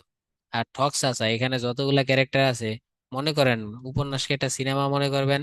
ওই সিনেমাতে যতগুলা নায়ক আছে, নায়িকা আছে, ভিলেন আছে, আপনার কাউরই ভালো লাগে নাই। আপনার শুধু ঠগস আসা নামে এটিএম শামসুজ্জামান একজন ছিল। আপনি বলতে পারেন যে ওই সিনেমা দেখে আমার শুধুমাত্র এটিএম শামসুজ্জামান রে ভাল লাগছে। তাই বলা হয়, এ আলালে করে দুলাল যদি একটা সিনেমা হয়, ওই সিনেমায় একটা ক্যারেক্টার ভালো লেগেছে, সেই ক্যারেক্টারকে বলেন তো। আল্লাহ করে দুলাল একটা সিনেমা কল্পনা করেন, ওই সিনেমায় একটা ক্যারেক্টারই ভালো লেগেছে, সেই ক্যারেক্টারের নাম কি? ঠক চাচা। এটাই বলা একমাত্র সার্থক ক্যারেক্টার। আর মনে করেন নায়ক যে মতিলাল, এ হইলো জায়েদ খান, তারে আপনার ভাল লাগে নাই। ভিলেন সে হচ্ছে মনে করেন ওই কি যেন বলা হয়, হিরো আলম, তার আপনার ভাল লাগে নাই। কিন্তু ঠক চাচা ক্যারেক্টার ছিল হচ্ছে এই এটিএম শামসুজ্জামান, ওই একটাই ভাল লাগছে। এই জন্য বলা হয় আলালে করে দুলাল উপন্যাসে সার্থক ক্যারেক্টার কোনটি? তাহলে অ্যান্সার হবে ঠক চাচা। শেষ। এছাড়া পেরিচাঁদ কি লিখছে? যৎকিঞ্চিৎ লিখছে, ইত্যাদি ইত্যাদি। আচ্ছা, কোনটি রামমোহন রচিত পত্রিকা নয়? সংবাদ প্রভাকর। সংবাদ প্রভাকর কার কবিতা? গুপ্তের কবিতা। এবার বলেন, গুপ্ত কি সাহিত্যিক না কবি? যদিও সে কবিতা লিখেছে, গুপ্ত কবিতা লিখেছে বড় কে, গুপ্ত কবিতা লিখেছে কে, গুপ্ত কবিতা লিখেছে নীলকর, গুপ্ত কবিতা লিখেছে বাঙালি মেয়ে। হ্যাঁ, সাংবাদিক। তারপরে তাকে বলতে হবে সাংবাদিক। না, তিনি সাহিত্যিক না, সাংবাদিক। সংবাদ প্রভাকরের কারণে তিনি বিখ্যাত সাংবাদিক। আগে তো দৈনিক সংবাদপত্র চালানো অনেক কঠিন ছিল, এত টাকা আপনি কই পাবেন? সেই প্রথম এত জনপ্রিয় ছিল সংবাদ প্রভাকর, প্রথম দৈনিক ছিল সংবাদ প্রভাকর। প্রথম দৈনিক পত্রিকার নামই কি? সংবাদ প্রভাকর। মদনার বেশি পড়ার দরকার নাই, মদন মোহন তর্কালঙ্কার, মদনার শুধু এটুকু পড়বেন। বাকি সব করে কে লিখেছেন? মদনা। সকালে উঠে আমি মনে মনে বলি মদনা। লেখাপড়া করেছে, গাড়ি ঘোড়া চড়েছে, মদনা। আর কিছু পড়ার দরকার নেই, শেষ। আমরা চলে এসেছি এখন কে, ঈশ্বরচন্দ্র বিদ্যাসাগর। আচ্ছা, বিদ্যাসাগর সম্পর্কে আমাদের যা যা পড়তে হয়, বিশেষ করে বিদ্যাসাগর যে গ্রামের বাড়ি সেটা পড়তে হয় বীরভূমে। বিদ্যাসাগরের বাড়ির পাশে একটা নদী ছিল, সেই নদীর নাম কি? দামোদর নদী। সেই দামোদর নদী পাড়ি দিয়েছিল মায়ের ডাকে, এটা পড়তে হয়। কোন নদীর তীরে বিদ্যাসাগরের বাড়ি? দামোদর নদীর তীরে। বিদ্যাসাগর কোন কলেজে লেখাপড়া করতেন? তখন তো কলেজ ছিল বিখ্যাত হিন্দু কলেজ, সংস্কৃত কলেজ ইত্যাদি। তাহলে অ্যান্সার হবে তিনি সংস্কৃত কলেজে লেখাপড়া করতেন। এই তাকে সংস্কৃত কলেজ সংস্কৃত কলেজ কয় বছর বয়সে তাকে বিদ্যাসাগর উপাধি দিয়ে বের করে দিয়েছে? মাত্র 19 বছর বয়সে কলেজ। অন্য অন্য সকলকে উপাধি দিয়েছে ব্যক্তি, কিন্তু তাকে উপাধি দিয়েছে কে? তার কলেজ বা তার প্রতিষ্ঠান। কত বছর বয়সে? 19 বছর বয়সে তাকে বিদ্যাসাগর উপাধি দিয়েছে। বিদ্যাসাগরের জন্ম কত? 1820। যদি 19 বছরে বিদ্যার উপাধি পান তাহলে কত? 1839 সালে তিনি বিদ্যাসাগর উপাধি পেয়েছেন। বিদ্যাসাগর উপাধি কে দিয়েছে? ব্যক্তি দিয়েছে না কলেজ দিয়েছে বলেন? তাকে বিদ্যাসাগর উপাধি কোনো ব্যক্তি দিয়েছে নাকি কলেজ দিয়েছে? কলেজ। কলেজ কি কলেজ? সংক্ষেপে লিখলেই হবে, কি কলেজ দিয়েছে তাকে বিদ্যাসাগর উপাধি? সংস্কৃত কলেজ। বলেন তো কয় বছর বয়সে তিনি বিদ্যাসাগর হয়েছেন? কয় বছর? 19 বছর বয়সে। আর আমরা এতগুলা বয়স পেরিয়ে এসেছি, এখনো আমাদের কি হইল না? বিদ্যার হাতে করি হইল না। আর এই বেটা 19 বছর বয়সে বিদ্যার সাগর উপাধি লাভ করেছেন। মূলত হচ্ছে তারে কোনো টিচাররা পড়াইতে পারতো না, কারণ সে এত বেশি জানতো। টিচাররা তাকে পড়াইতে শরম পাইতো, ভয় পাইতো। মাঝে মাঝে টিচারদের ভুল হয়ে যাইতো, বিদ্যাসাগরের চোখে টিচারের চোখ পড়ে যাইতো, বিদ্যাসাগর লজ্জায় ভুল করতো, স্যারে ভয় পাইতো বিদ্যাসাগর, লজ্জা পাইতো বিদ্যাসাগর, মাথা নিচু করে ফেলতো। তখন এই টিচার বুঝে যাইতো, এ রে কাম হইছে, রে কাম হইছে। তখন এই টিচাররা এই লোকটাকে কলেজ থেকে বের করে দিল চক্রান্ত করে। কি চক্রান্ত? বিদ্যার সাগর উপাধি দিয়ে।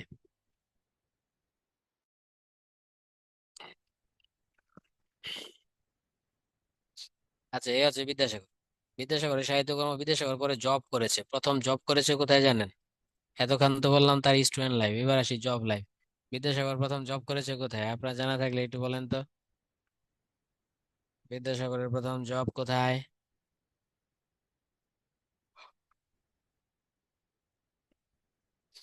বিদ্যাসাগরের গুড গুড কারেক্ট অ্যান্সার। বিদ্যাসাগরের প্রথম জব করেছে ফোর্ট উইলিয়াম কলেজ। অনেকগুলো, আমার তিনজনে কারেক্ট অ্যান্সার দিয়েছেন, থ্যাংক ইউ। প্রথম জব করেছেন fort William college. Fort William কলেজে বাংলা বিভাগে হেড পণ্ডিত হয়েছেন। আর ফোর্ট উইলিয়াম কলেজের মূল বৈশিষ্ট্যই ছিল হচ্ছে পাঠ্যপুস্তক তৈরি করা। তখন বিদ্যাসাগরও প্রচুর পরিমাণে পাঠ্যপুস্তক লেখালেখি শুরু করলেন। তখন বিদ্যাসাগর বাচ্চাদের জন্য লিখলেন বর্ণপরিচয়। বিদ্যাসাগর বাচ্চা, মানে একদম ছোট বাচ্চাদের জন্য লিখলেন বর্ণপরিচয়। যারা 5-6 বছর হয়েছে তাদের জন্য বিদ্যাসাগর লিখলেন, তাদের পড়ানোর জন্য লিখলেন বোধোদয়। এরপর আবার ব্যাকরণ পড়ানোর জন্য লিখলেন শব্দমঞ্জুরি। আবার ব্যাকরণ লিখলেন আখ্যান মঞ্জুরি। অর্থাৎ তিনি পাঠ্য বইও লিখলেন বর্ণপরিচয়, মানে সরাসরি আরো সিধি। বোধোদয় মানে হচ্ছে অতে আমটি আমি খাবো পেরে, আতে অজগরটি আসছে তেরে, মানে উল্টা বললাম। অতে অজগরটি আসছে তেরে, আতে আমটি আমি খাবো পেরে। বোধোদয় হচ্ছে একটু আপার লেভেলের। আবার একটু গ্রামার দরকার হয় তখন লিখছি শব্দমঞ্জুরি। আর একটু আপার লেভেলে গ্রামার দরকার হলে তখন লিখছি কি আখ্যান মঞ্জুরি। এরপর তিনি পাঠ্যপুস্তক রচনা করলেন ইংরেজ বাচ্চাদের পড়াইবার জন্য। তিনি লিখলেন শকুন্তলা, অনুবাদ করলেন এরকম। তার মূল তার মূল বিষয়বস্তু ছিল কি? পাঠ্যপুস্তক রচনা করা। যেহেতু হোটেলে কলেজ, যেখানে পড়ানো হয়, বই ছাড়া কি পড়ানো যাবে? হ্যাঁ? বই রচনা করা।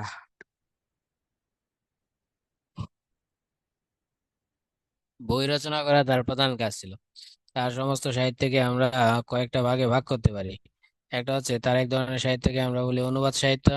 তার আরেক ধরনের সাহিত্যকে আমরা বলি হচ্ছে শিশুতোষ সাহিত্য। শিশুতোষ সাহিত্য। তার আরেক ধরনের সাহিত্যকে আমরা বলি হচ্ছে মৌলিক সাহিত্য।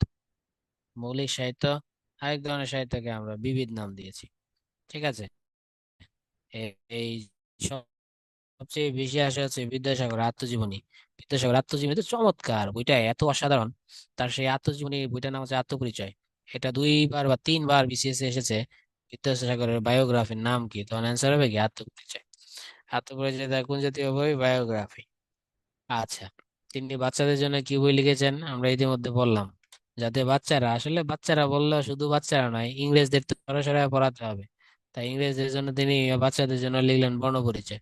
এরপর আপনি ধরেন সরাসরি সব চিনে ফেলেছেন, তখন তা আপনার একটু বোধের উদয় হয়েছে, তখন আপনাকে কি করতে হবে, বোধোদয়।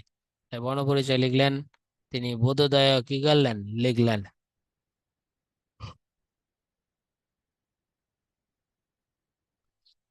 এরপর তিনি গ্রামার লিখলেন, কি গ্রামার লিখলেন, শব্দ মঞ্জুরি। আবার তিনি গ্রামার লিখলেন আখ্যান মঞ্জুরি। এইভাবে তিনি আস্তে আস্তে ধাপে ধাপে বই লিখতে থাকলেন। আর প্রচুর অনুবাদ সাহিত্য দরকার হয়, কারণ টেক্সট লাগবে, তো এখনো তো আমরা দেখি গল্প উপন্যাস কত কিছু পড়ি বাংলায়। তখন তিনি প্রথম দিকে তো আর সাহিত্য থেকে আসতো না, তখন তিনি অনুবাদ করা শুরু করলেন। অভিজ্ঞান শকুন্তলা অনুবাদ করে নাম দিলেন কি, Shakuntala. Shakuntala. Comedy of errors William শেক্সপিয়ারের বইটা অনুবাদ করে তিনি নাম দিলেন কি, ভ্রান্তি বিলাস। তারপর তিনি বৈতাল পঁচাশি, ওই বইটাকে অনুবাদ করে তিনি নাম দিলেন বেতাল পঞ্চবিংশতি। বেতাল মানে বেতাল, আর পঞ্চবিংশতি মানে হচ্ছে 25। এটা অবশ্য তার প্রথম অনুবাদ গ্রন্থ, এই কথাটা আমাদের আগে লিখলে ভালোই তো। 1847 সালে এটি তার প্রথম প্রথম অনুবাদ গ্রন্থই কিন্তু বেতাল পঞ্চবিংশতি। এরপর রামায়ণটাকে অনুবাদ করলেন তিনি। রামায়ণটাকে অনুবাদ করে, রামায়ণের 7টা খণ্ড তো সব অনুবাদ করেন নাই, 7 নম্বর খণ্ডটা অনুবাদ করে তিনি নাম দিলেন কি, সীতার বনবাস। আবার ফেবলস, ফেবলস তো ইংলিশে আছে ফেবলস, ইসপের ফেবলস, ফেবলস কে অনুবাদ করে তিনি নাম দিলেন কি, কথামালা। এই হচ্ছে তার অনুবাদ গ্রন্থ, শিশুতোষ গ্রন্থ, এর মৌলিক গ্রন্থ। তিনি একবার ছ্যাঁকা খেলেন, কষ্ট পেলেন। তার একটা বন্ধু ছিল ঈশ্বরচন্দ্র, কিন্তু ছেলে ছিল গুপ্তি, বিদ্যাসাগর, কিন্তু মেয়ে ছিল না। তার বন্ধুর মেয়ের নাম ছিল প্রভাবতী। এই প্রভাবতীকে তিনি আপন মেয়ের মতো ভালোবাসতেন। এই প্রভাবতী যখন অল্প বয়সে মারা গেছে, তখন তিনি কষ্ট পেন। এই কষ্ট পেয়ে তিনি লিখলেন তার প্রথম মৌলিক রচনার নাম কি, প্রভাবতী সম্ভাষণ। তার প্রথম মৌলিক তো, হ্যাঁ শাহ আলম, থ্যাংক ইউ ভাইয়া, ধন্যবাদ তোমাকে। আচ্ছা, এখানে একটু সংশোধন করছি, শব্দটা হচ্ছে আত্মচরিত, আত্মপরিচয় না, আত্মচরিত, দুঃখিত, আত্মচরিত, বিদ্যাসাগরের বই। তাহলে এইভাবে প্রশ্ন আসে, বর্ণপরিচয় কোন ধরনের সাহিত্য, শিশুতোষ রচনা। কোন ধরনের সাহিত্য, বোধোদয় শিশুতোষ রচনা। শব্দমঞ্জুরি আখ্যান মঞ্জুরি কোন ধরনের সাহিত্য, শিশুদের ব্যাকরণ। শকুন্তলা কোন ধরনের সাহিত্য, অনুবাদ। ভ্রান্তিবিলাস কোন ধরনের সাহিত্য, অনুবাদ। বেতাল পঞ্চবিংশতি কোন ধরনের সাহিত্য, অনুবাদ। সীতার বনবাস কোন ধরনের সাহিত্য, অনুবাদ। কথামালা কোন ধরনের সাহিত্য, অনুবাদ। তার প্রথম মৌলিক গ্রন্থের নাম কি, প্রভাবতী সম্ভাষণ। প্রভাবতী মারা যাওয়ার কারণে লিখেছে তো, তাই এটা হচ্ছে ট্রাজেডি। কোন জাতীয়, কোন রস, ট্রাজেডি। ঠিক আছে। তারপর তিনি দু একটা কমেডিও লিখছে, অতি অল্প হইল। অতি অল্প হইল তার একটা কমেডি। এই কমেডি যখন জনপ্রিয় হইলো, তখন তিনি আবার লিখলেন অতি অল্প হইল টু।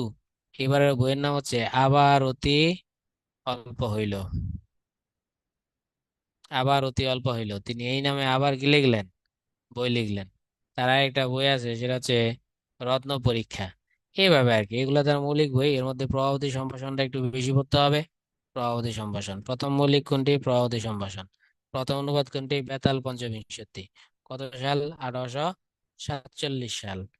প্রথম বিরাম চিহ্ন কোথায়, বেতাল পঞ্চবিংশতিতে। ঠিক আছে। আর শিশুদের জন্য প্রথম বই বর্ণপরিচয়। এটা ক্লাসিক, যেমন ক্লাসিক মানে কি, শত শত বছর যে বইটা চলে।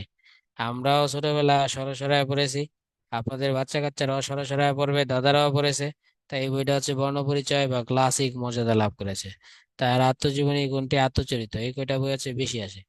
অতি অল্প হইলো, এটার ওই কোনটি, আবার অতি অল্প হইলো, এইভাবে আর কি। আবার এখান থেকে আসে শকুন্তলা, তিনি কোথা থেকে অনুবাদ করেছেন, অভিজ্ঞান শকুন্তলম, কালিদাসের অভিজ্ঞান শকুন্তলম। ভ্রান্তিবিলাস শেক্সপিয়ারের কমেডি অফ এরর্স থেকে।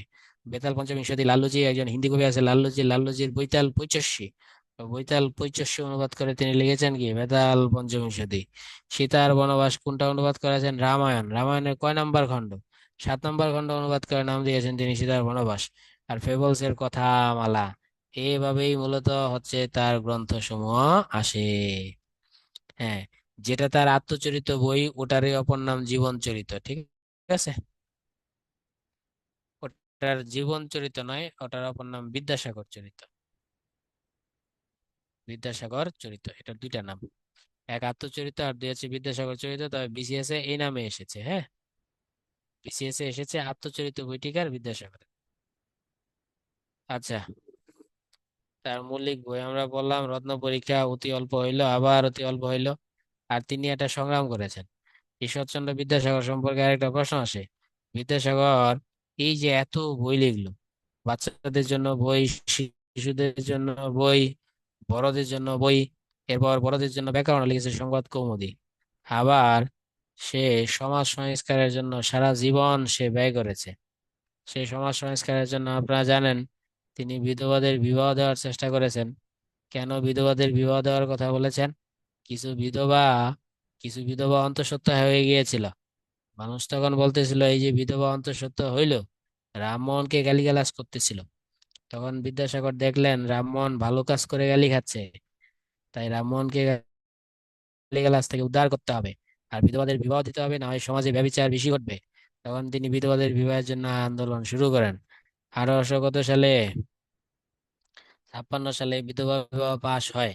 আর বিধবা বিবাহ আইনটা পাশ করার ক্ষমতা কিন্তু বিদ্যাসাগরের নাই। পাশ করেছেন যিনি, তার নাম হচ্ছে লর্ড ডাইল। লর্ড ডাইলও সেটা পাশ করেছেন।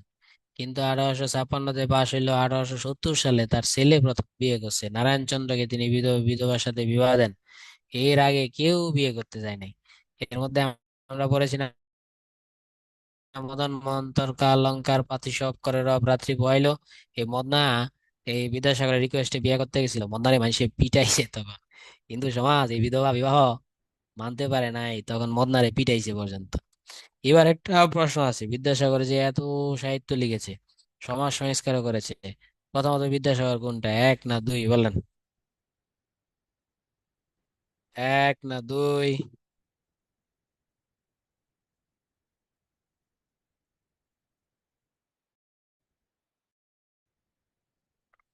আচ্ছা, বিদ্যাসাগর এক সাহিত্যিক, আর দুই বিদ্যাসাগর সমাজ সংস্কারক, কোনটা হবে অ্যান্সার?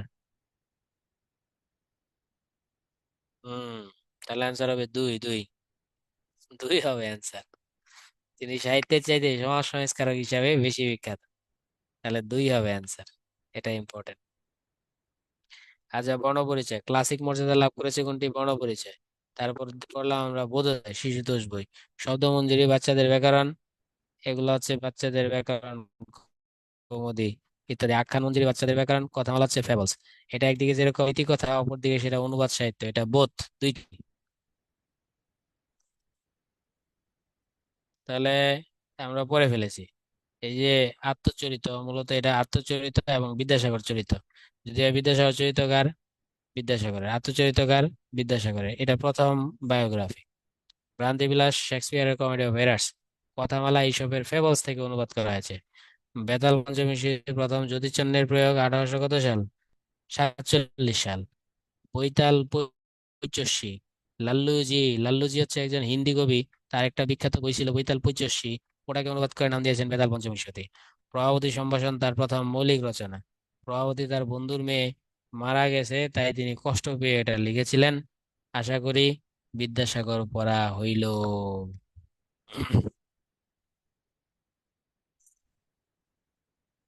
আচ্ছা, বিদ্যাসাগর, শাহ আলম ভাই, কি যেন, শাহ আহসান ভাই, বিদ্যাসাগর যদি সমাজ সংস্কারক হয়, রামমোহনের সমাজ সংস্কারক হইতে কোনো বাধা আছে? তো বিদ্যাসাগর সমাজ সংস্কারক হইলে আপনার সমাজ সংস্কারক হইতে কোনো বাধা আছে? হ্যাঁ, হাসান ভাই? না, তাহলে তো আর সমস্যা নাই। ওকে, ওকে। এরপর দেখি আমরা রামনারায়ণ তর্করত্ন। রামনারায়ণ তর্করত্নের খুব বেশি পড়ার দরকার নাই। এই কুলিনকুল সর্বস্ব কে লেখেন? রামনারায়ণ তর্করত্ন। এই কুলিনকুল সর্বস্ব, এটার প্রধান বিষয়বস্তু কি? তাহলে এটার প্রধান বিষয়বস্তু হচ্ছে এই কুলীন ব্রাহ্মণরা, ওই যে 100 বিয়ে করতে পারতো, মনে করেন আপনি একজন ব্রাহ্মণ, বিয়ে করেছেন শতাধিক, আপনি যখন মারা যাবেন বিধবা হবে কি শতাধিক। এইসব নিয়ে রচিত, ঠিক আছে? এসব নিয়ে রচিত কুলীন কুল সর্বস্ব, এটা পড়েন। বেনি সংহারটা পড়েন, আর কিছু পড়ার দরকার নাই। রামনারায়ণ তর্করত্ন। এবার আসি মাইকেল মধুসূদন দত্ত। হ্যাঁ, মাইকেল। মাইকেল মধুসূদন দত্ত। এখানে যাই থাকুক, আমি সংক্ষেপে বলে দিচ্ছি। মাইকেল সম্পর্কে আমরা কিছু ভুলও জানি, আগে ভুলটাই কারেক্ট করে দিই। মাইকেলের জন্মটা আমরা শুরু করি, জন্ম হয়েছে কিন্তু যশোরে। মাইকেলের বাবা ছিল উকিল, তাই উকিল ছিল রাজনারায়ণ দত্ত, মাইকেল মধুসূদন দত্ত, আর উকিল হচ্ছে রাজনারায়ণ দত্ত। তার পিতা ফাদার, পিতা দাদা ফাদার। দেখি এত কল দেখে এটা।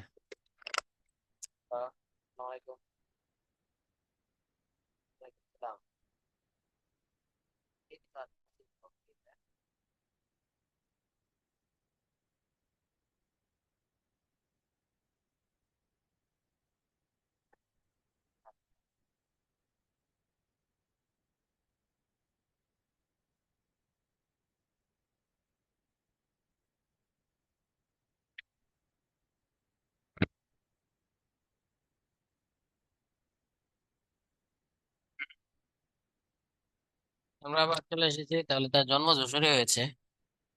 চলে আসলে কি আবার আবার কলম হারায় ফেলেছি। পাইছি কলম। জন্ম তার যশোরে। জন্ম যশোরে হলো, তার বাপ যেহেতু ব্যবসার জন্য, মানে উকালতি ব্যবসার জন্য কলকাতায় চলে যায়। তার বাপ যখন কলকাতায় চলে যায়, তাহলে সেও তার বাবার সাথে কলকাতায় চলে যায়। তাহলে যশোর থেকে গেল কোথায়? কলকাতায়। কলকাতায় গিয়ে সে যেহেতু হিন্দু মানুষ ছিল, তাই হিন্দু কলেজে লেখাপড়া শুরু করলো। ঠিক আছে, বুঝলাম, কলকাতায়।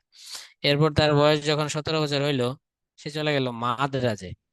সে মাদ্রাজে গিয়ে ভাষা শিখলো, 13টা মতান্তরে 14টা। তাহলে মাদ্রাজে এসে গিয়ে ভাষা শিখলো, তাহলে তার জীবন প্রথমে যশোরে, তারপর কলকাতায়, তারপর কি মাদ্রাজে। এরপর আমরা দেখতে পাবো, আচ্ছা এখানে এই পর্যন্ত মাদ্রাজে গেল, মাদ্রাজে গিয়ে 13-14টা ভাষা শিখলো। ভাষাগুলা শেখার পর সে আবার কলকাতায় ফিরে আসলো। কলকাতায় ফিরে এসে আবার লেখাপড়া শুরু করলো। দেখেন, 17 বছর বয়সে ভাষা পারতো 13-14টা। আর এই ভাষাগুলা সে শিখেছে মাত্র 1 বছরে। কত মেধাবী মানুষ ছিল! মাত্র 1 বছরে কতগুলা ভাষা শিখছে। আর আমরা কত যুগের পর যুগ, হাজার বছর ধরে চেষ্টা করে অনেকে ইংরেজি পারি না। তো সেই জায়গায় মাইকেল মাত্র 1 বছরে 13 ভাষা শিখছে। আমি আপনাদের কাছে দুইটা অপশন জানতে চাই। এক, মাইকেল ফ্রান্স থেকে ফিরে বিখ্যাত হয়েছেন, ফ্রান্স থেকে ফিরে এসে বিখ্যাত হয়েছেন বাংলা সাহিত্য লিখে। দুই, মাইকেল ফ্রান্সে যাওয়ার আগেই বাংলা সাহিত্য লিখে বিখ্যাত হয়েছেন। এক না দুই? আচ্ছা, তাহলে অ্যান্সার হবে হচ্ছে দুই। যাওয়ার আগেই কি বিখ্যাত হয়েছেন। আচ্ছা, আমরা মূল আলোচনায় চলে আসি। অ্যান্সার হচ্ছে দুই। দেখেন কি করছে। তাহলে মাদ্রাজ থেকে ভাষা শিখে কলকাতায় চলে আসলো। যখন 19 বছর হইলো, তখন এই তার মাথায় গন্ডগোল দেখা দিল। গন্ডগোল তো দেখাই দিবে, বেশি মেধাবী হয়ে গেছে না, 17 বছর বয়সে এতগুলা ভাষা পারে। তখন সে কি করলো? হিন্দু ধর্ম ত্যাগ করে খ্রিস্টান ধর্ম গ্রহণ করলো। তাহলে এখান থেকে যে প্রশ্নগুলো আসে, সেই প্রশ্ন হচ্ছে, মাইকেল কত বছর বয়সে হিন্দু ধর্ম ত্যাগ করেছে? 19 বছর বয়সে। কত বছর বয়সে খ্রিস্টান ধর্ম গ্রহণ করেছে? 19 বছর বয়সে। মাইকেলকে হিন্দু কলেজ বহিষ্কার করেছে কয় বছর বয়সে? 19 বছর বয়সে। মাইকেল গিয়ে খ্রিস্টানদের কলেজ, বিশপ কলেজে ভর্তি হয়েছেন কত বছর বয়সে? 19 বছর বয়সে। তার বাপ তাকে ত্যায্য করেছেন কত বছর বয়সে? 19 বছর বয়সে। তার জীবনে যা কিছু করেছে বেশিরভাগই 19 বছর। তাহলে মাইকেলের জন্ম 1824, আর মাইকেল 19 বছর বয়সে সব আকাম গুলা করেছেন। তাহলে মাইকেল কত সালে? 1843 সালে। খ্রিস্টান হয়েছেন কত সালে? 1843। হিন্দু ধর্ম ত্যাগ করেছেন কত? 1843। এই হচ্ছে মূল ঘটনা। এই জায়গাটায় বেশি হাইলাইট করে পড়তাম। ঠিক আছে। এরপর মাইকেল এক সময় লেখাপড়া শেষ করে তিনি আবার মাদ্রাজ যান। আবার মাদ্রাজ গিয়ে এবার তিনি বিয়ে করেন। হ্যাঁ, বিয়ে করেন সোফিয়ারে, রেবেকা সোফিয়া, হ্যাঁ। সোফিয়াকে তিনি বিয়ে করেন। বিয়ে করার পর মাদ্রাজে তিনি সাহিত্য রচনা শুরু করেন। মাদ্রাজে তিনি প্রথম সাহিত্য লেখেন ক্যাপটিভ লেডি, ইংরেজি ভাষায়। এরপর তিনি আরেকটা সাহিত্য লেখেন ভিশন অব দ্য পাস্ট, এটাও ইংরেজি ভাষায়, কিন্তু মাদ্রাজ বসে। তাই বলেন দেখি, তার সাহিত্য সাধনা মাইকেল কোথায় শুরু করেছেন? কলকাতা, মাদ্রাজ, বাংলাদেশ, নাকি ফ্রান্স? তখন অ্যান্সার হবে মাদ্রাজ। বাংলাদেশ ভুলেও না, বাংলাদেশ কে বলেছে? মাদ্রাজ মানে চেন্নাই। ঠিক আছে, চেন্নাই বলেছে সিয়াম ভাই। হ্যাঁ, আপনি মেধাবী মানুষ, বুঝতে পেরেছি। চেন্নাই বসে তিনি, মাদ্রাজ বা চেন্নাই বসে তিনি কি করেছেন? সাহিত্য সাধনা শুরু করেছেন। বিয়ে করেছেন ওখানে, সাহিত্য সাধনা শুরু করেছেন ওই জায়গায়। ওই জায়গায় বসে তিনি প্রথমে ইংরেজি লিখেছেন ক্যাপটিভ লে ডিভিশন অফ দ্য পাস্ট। কত সাল? 1800 কত সালে? 49 সালে।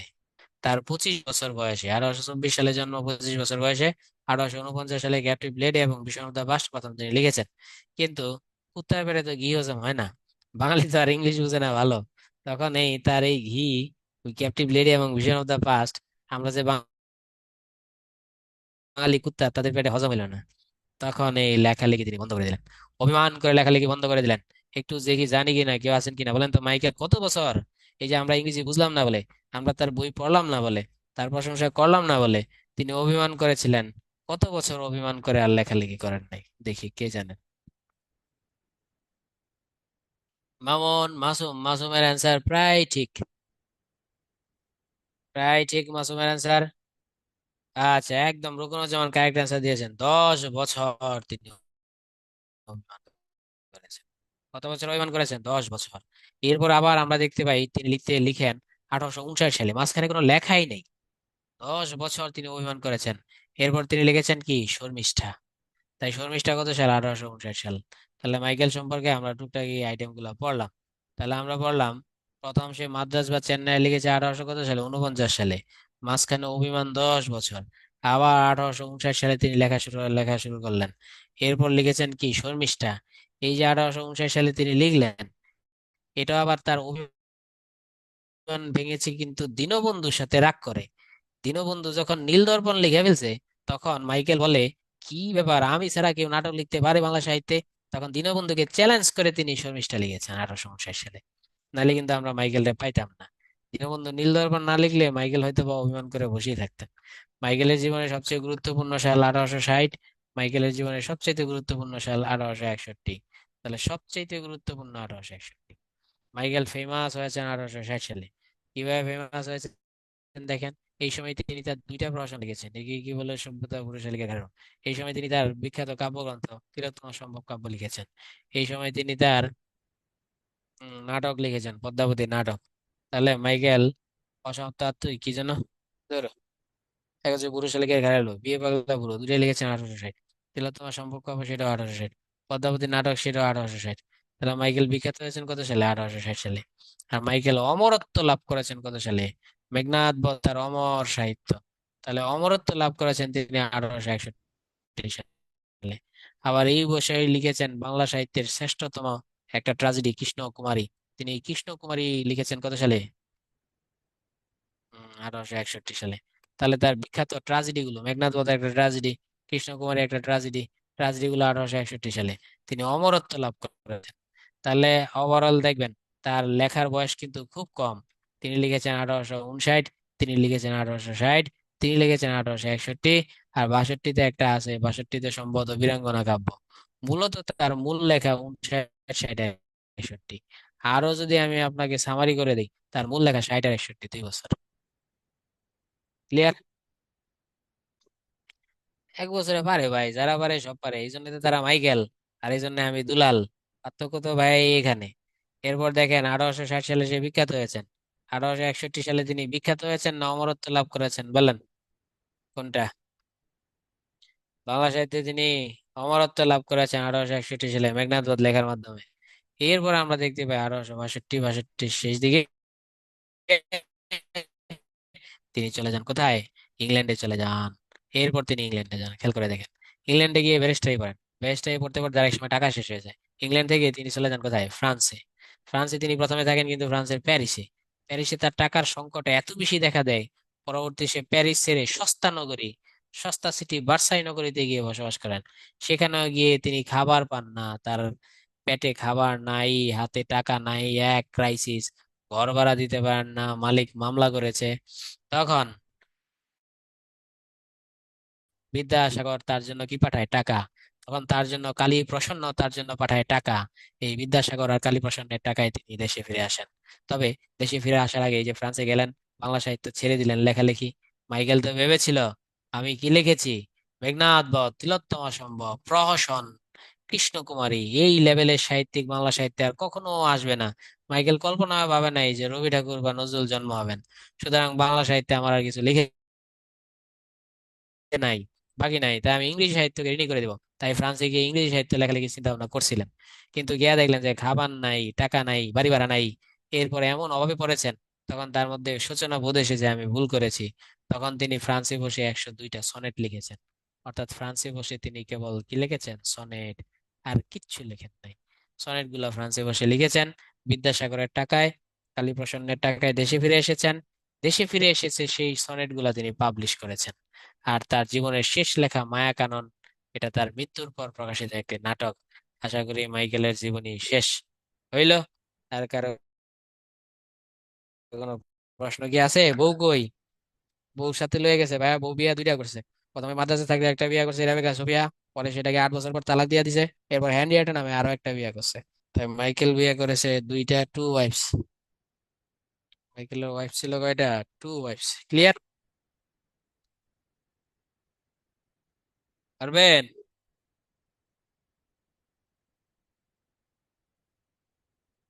একে কোনো কথাবার্তা নাই যে। তাহলে এবার বলেন, সাল বলেন, মাইকেল বিখ্যাত হয়েছে কত সালে বলেন তো দেখি।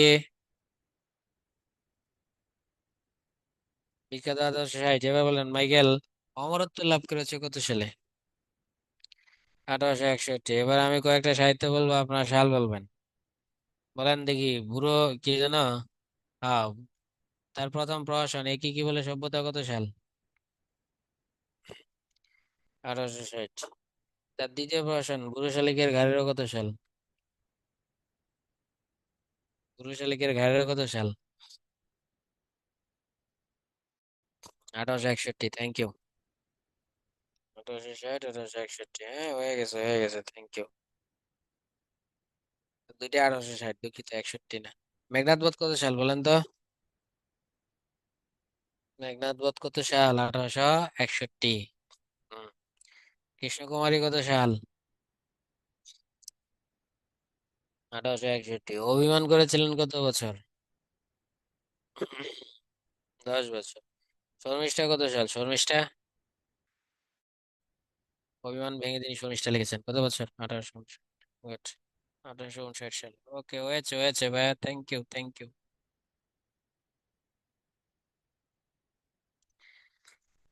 এখানে সব পরীক্ষা আসে, সব জন্মগত সাল সেটা পরীক্ষা আসে, কোন জেলায়, যশোর জেলায়, কোন গ্রামে, সাগরদাড়ি গ্রামে, কোন নদীর পাশে, কপোতাক্ষ নদ, অর্থাৎ সব ইম্পর্টেন্ট। এই চারটা কথাই কি ইম্পর্টেন্ট। বাংলা সাহিত্যের প্রথম বিদ্রোহী কবি, তার বিরুদ্ধে কিন্তু, তার বিদ্রোহ কিন্তু ধর্মের বিরুদ্ধে বিদ্রোহ, হ্যাঁ ধর্মের বিরুদ্ধে বিদ্রোহ। তিনি ভিলেনকে হিরো বানিয়েছেন, হিরোকে ভিলেন বানিয়েছেন। প্রথম আধুনিকতার কাব্যের জনক, সনেটের জনক তিনি, অমিত চাকর ছন্দের জনক তিনি, প্রহসনের জনক এ কি বলে সভ্যতা। তার প্রথম প্রহসন সার্থক নাটক, আর প্রথম সার্থক নাটক আর শর্মিষ্ঠা। যদিও নীলদর্পণ প্রথম নাটক, কিন্তু প্রথম সার্থক নাটক কিন্তু শর্মিষ্ঠা। প্রথম নাটক নীলদর্পণ বা ভদ্রার্জুন, প্রথম সার্থক নাটক কিন্তু শর্মিষ্ঠা। 1859। প্রথম ট্র্যাজেডি কৃষ্ণকুমারী 1861, পারবেন। মেঘনাদ বধ 1861। দত্ত কুলোদ্ভব কবি, তার বাবাকে চ্যালেঞ্জ করেছেন। তার বাবা বলেছেন, মাইকেল তুমি আমার ঘরে এক কুলাঙ্গার জন্মেছো। মাইকেল বলেছে, বাবা আমি কুলাঙ্গার না, তুমি কুলাঙ্গার। এবং সে বাবাকে চ্যালেঞ্জ করেছে, বাবা এই দত্ত বংশকে তোমার নামে কেউ চিনবে না। কেউ বলবে না এটা রাজনারায়ণ দত্তের বংশ, সবাই বলবে এটা মাইকেল মধুসূদন দত্তের বংশধর। সুতরাং যেহেতু তিনি দত্ত কুলকে, বংশকে বিখ্যাত করেছেন, তাই তাকে বলা হয় কি দত্ত কুলোদ্ভব কবি।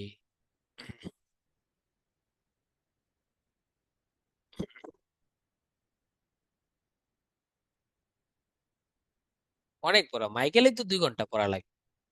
দুনিয়ার পড়া উত্তরণ দিয়ে রাখে। আবার এটা উত্তরণের বিরুদ্ধে বলছি না, পক্ষেই বলছি, কারণ সে চায় আপনি সব পড়েন, শেষ করেন। স্যারের ভরসায় তো সব থাকবে না। আর যারা অনেক মেধাবী মানুষ তারা স্যারের ভরসায় থাকেও না। স্যার হচ্ছে শুধু একটা গাইড, তাকে রাস্তা দেখায় দেয়। উত্তরণ আপনার ভালো চায় তাই প্রচুর পড়া দিয়ে রাখে, কিন্তু সেটা আমাদের জন্য প্রেশার। আমাদের সব রস ঝোল বের করে পড়ে স্যারে। 2 ঘন্টায় যে কি পরিমাণ কথা কইতে হয়। যাক, তবু যেহেতু চিন্তা ভালো, স্টুডেন্টের চিন্তা করে সেটাই ভালো।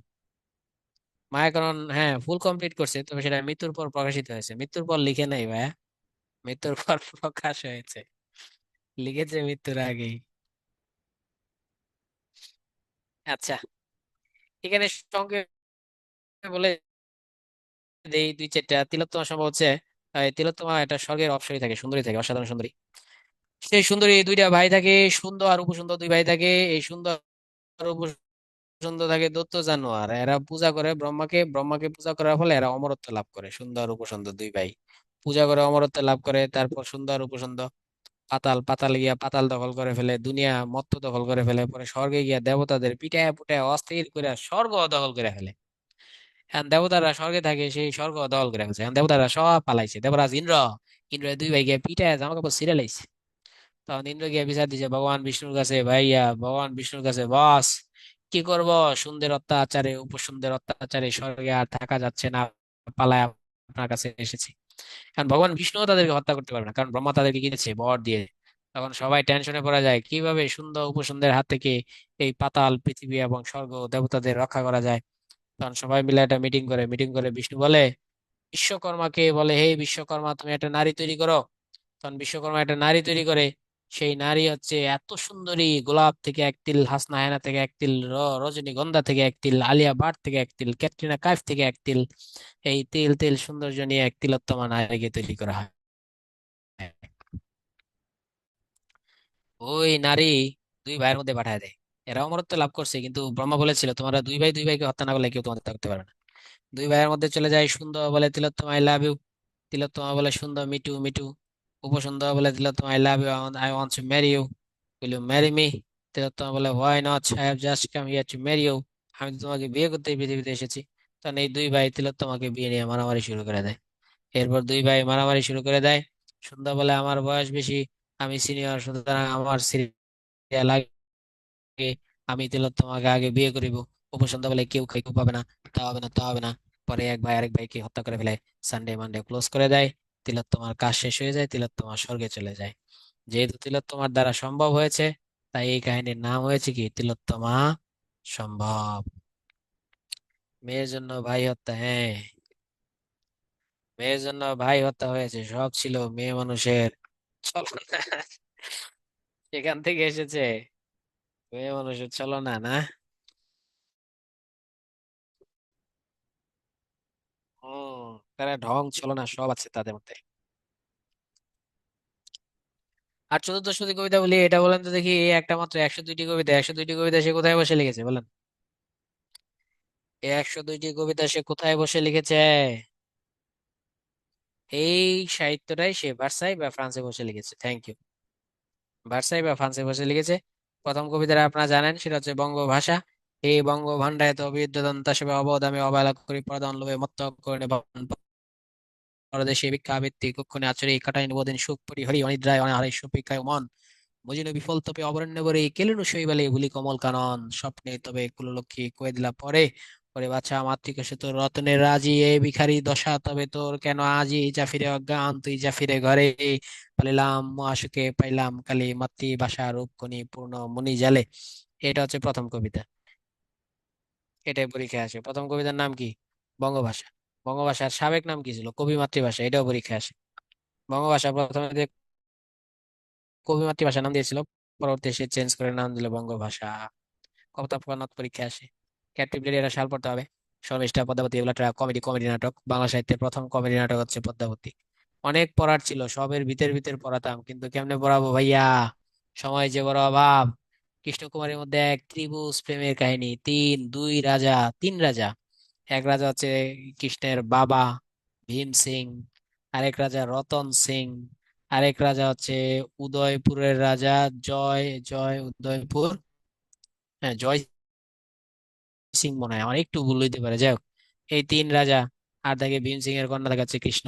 এই কৃষ্ণকে, কৃষ্ণ এই ভীম সিং এর ক্ষমতা কম থাকে, তাই কৃষ্ণ ভাবে যে এই উদয়পুরের রাজার সাথে বিয়ে দিয়ে জগৎ সিং, জয়পুরের রাজা, জয়পুরের রাজা জগৎ সিং, এই জগৎ সিং এর সাথে বিয়ে দিয়ে সে শক্তিশালী হবে।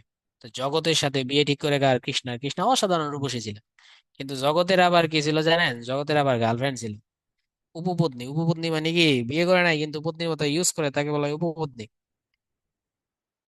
আমরা সংক্ষেপে উপপত্নী বলি, সমস্যা নেই। এই উপপত্নী যেহেতু এখন জগৎ সিং বিয়ে করে ফেলবে কৃষ্ণকে, তাহলে উপপত্নী তো আর বিছানায় ঠাঁই থাকবে না। তখন উপপত্নী একটা প্যাঁচ লাগায় দেয়। উপপত্নী তার দাসী থাকে মদনীকে, আমরাও তো পেঁচালে যাবে না, সহজ কথায় উপপত্নী গুটি করে, গুটি কইরা এদিক দিয়ে রতনের, রতনের একটা চিঠি পাঠায়। চিঠির মধ্যে লেখা থাকে, প্রিয় রতন, তুমি অত্যন্ত ইয়াং, তোমাকে আমি ভালোবাসি, এটি তোমার কৃষ্ণা। আসলে চিঠি কিন্তু কৃষ্ণা দেয় নাই, রতন তো এই সিটি পায়, কৃষ্ণার সিটি পায়, রতন আহ্লাদে আটখানা হয়ে যায়। রতন আবার উল্টা সিটি দেয়, প্রিয় কৃষ্ণা, তোমার সমগ্র ভারতবর্ষ জুড়ে তোমার সুনাম, তোমার ভালোবাসা আমি আকাঙ্ক্ষী, তুমি আমাকে ভালোবেসে আপন করে নাও, এটি তোমার রতন। এই কিন্তু দুইজনের প্রেম সিটিতে হয়ে যায়, ঠিক আছে। এদিক দিয়া দেখেন বিয়ে ঠিক হয়েছে জগতের সাথে, প্রেম হয়ে গেছে রতনের সাথে, এই তো ঝামেলা সৃষ্টি হয়ে যায়। পরে ভীম সিং এই জগতের সাথে বিয়ে ক্যান্সেল করে দিয়ে রতনের সাথে বিয়ে ঠিক করে। যখন রতনের সাথে বিয়ে ঠিক হয়ে যায় তখন জগৎ বলে, হে ভীম সিং, আমার সাথে বিয়ে দিবেন না, আমি আপনার রাজত্ব ধ্বংস করে দিব। পরে এই জগতের ভয়ে ভীম সিং আবার এই বিয়ে ক্যান্সেল করে জগতের সাথে বিয়ে ঠিক করে। তখন আবার রতন কয়, হে ভীম সিং, আমাকে কি ধুইয়া পাইছেন, আমার প্রেমিকা আরেকজনের সাথে বিয়ে দিবেন। এদিক দিয়ে কৃষ্ণা পরে নাই, তখন রতন বলে, আমার সাথে বিয়ে না দিলে আমি আপনার রাজ্য ধ্বংস করে দিব। তখন কৃষ্ণ পরে যায়, দুটা নাই, যার সাথে বিয়ে দেবো অপর পক্ষ রাজ্য ধ্বংস করে দিবে। কৃষ্ণা গান গায়, বিধি তুমি বলে দাও আমি কার, দুটি মানুষ একটি মনের দাবিদার।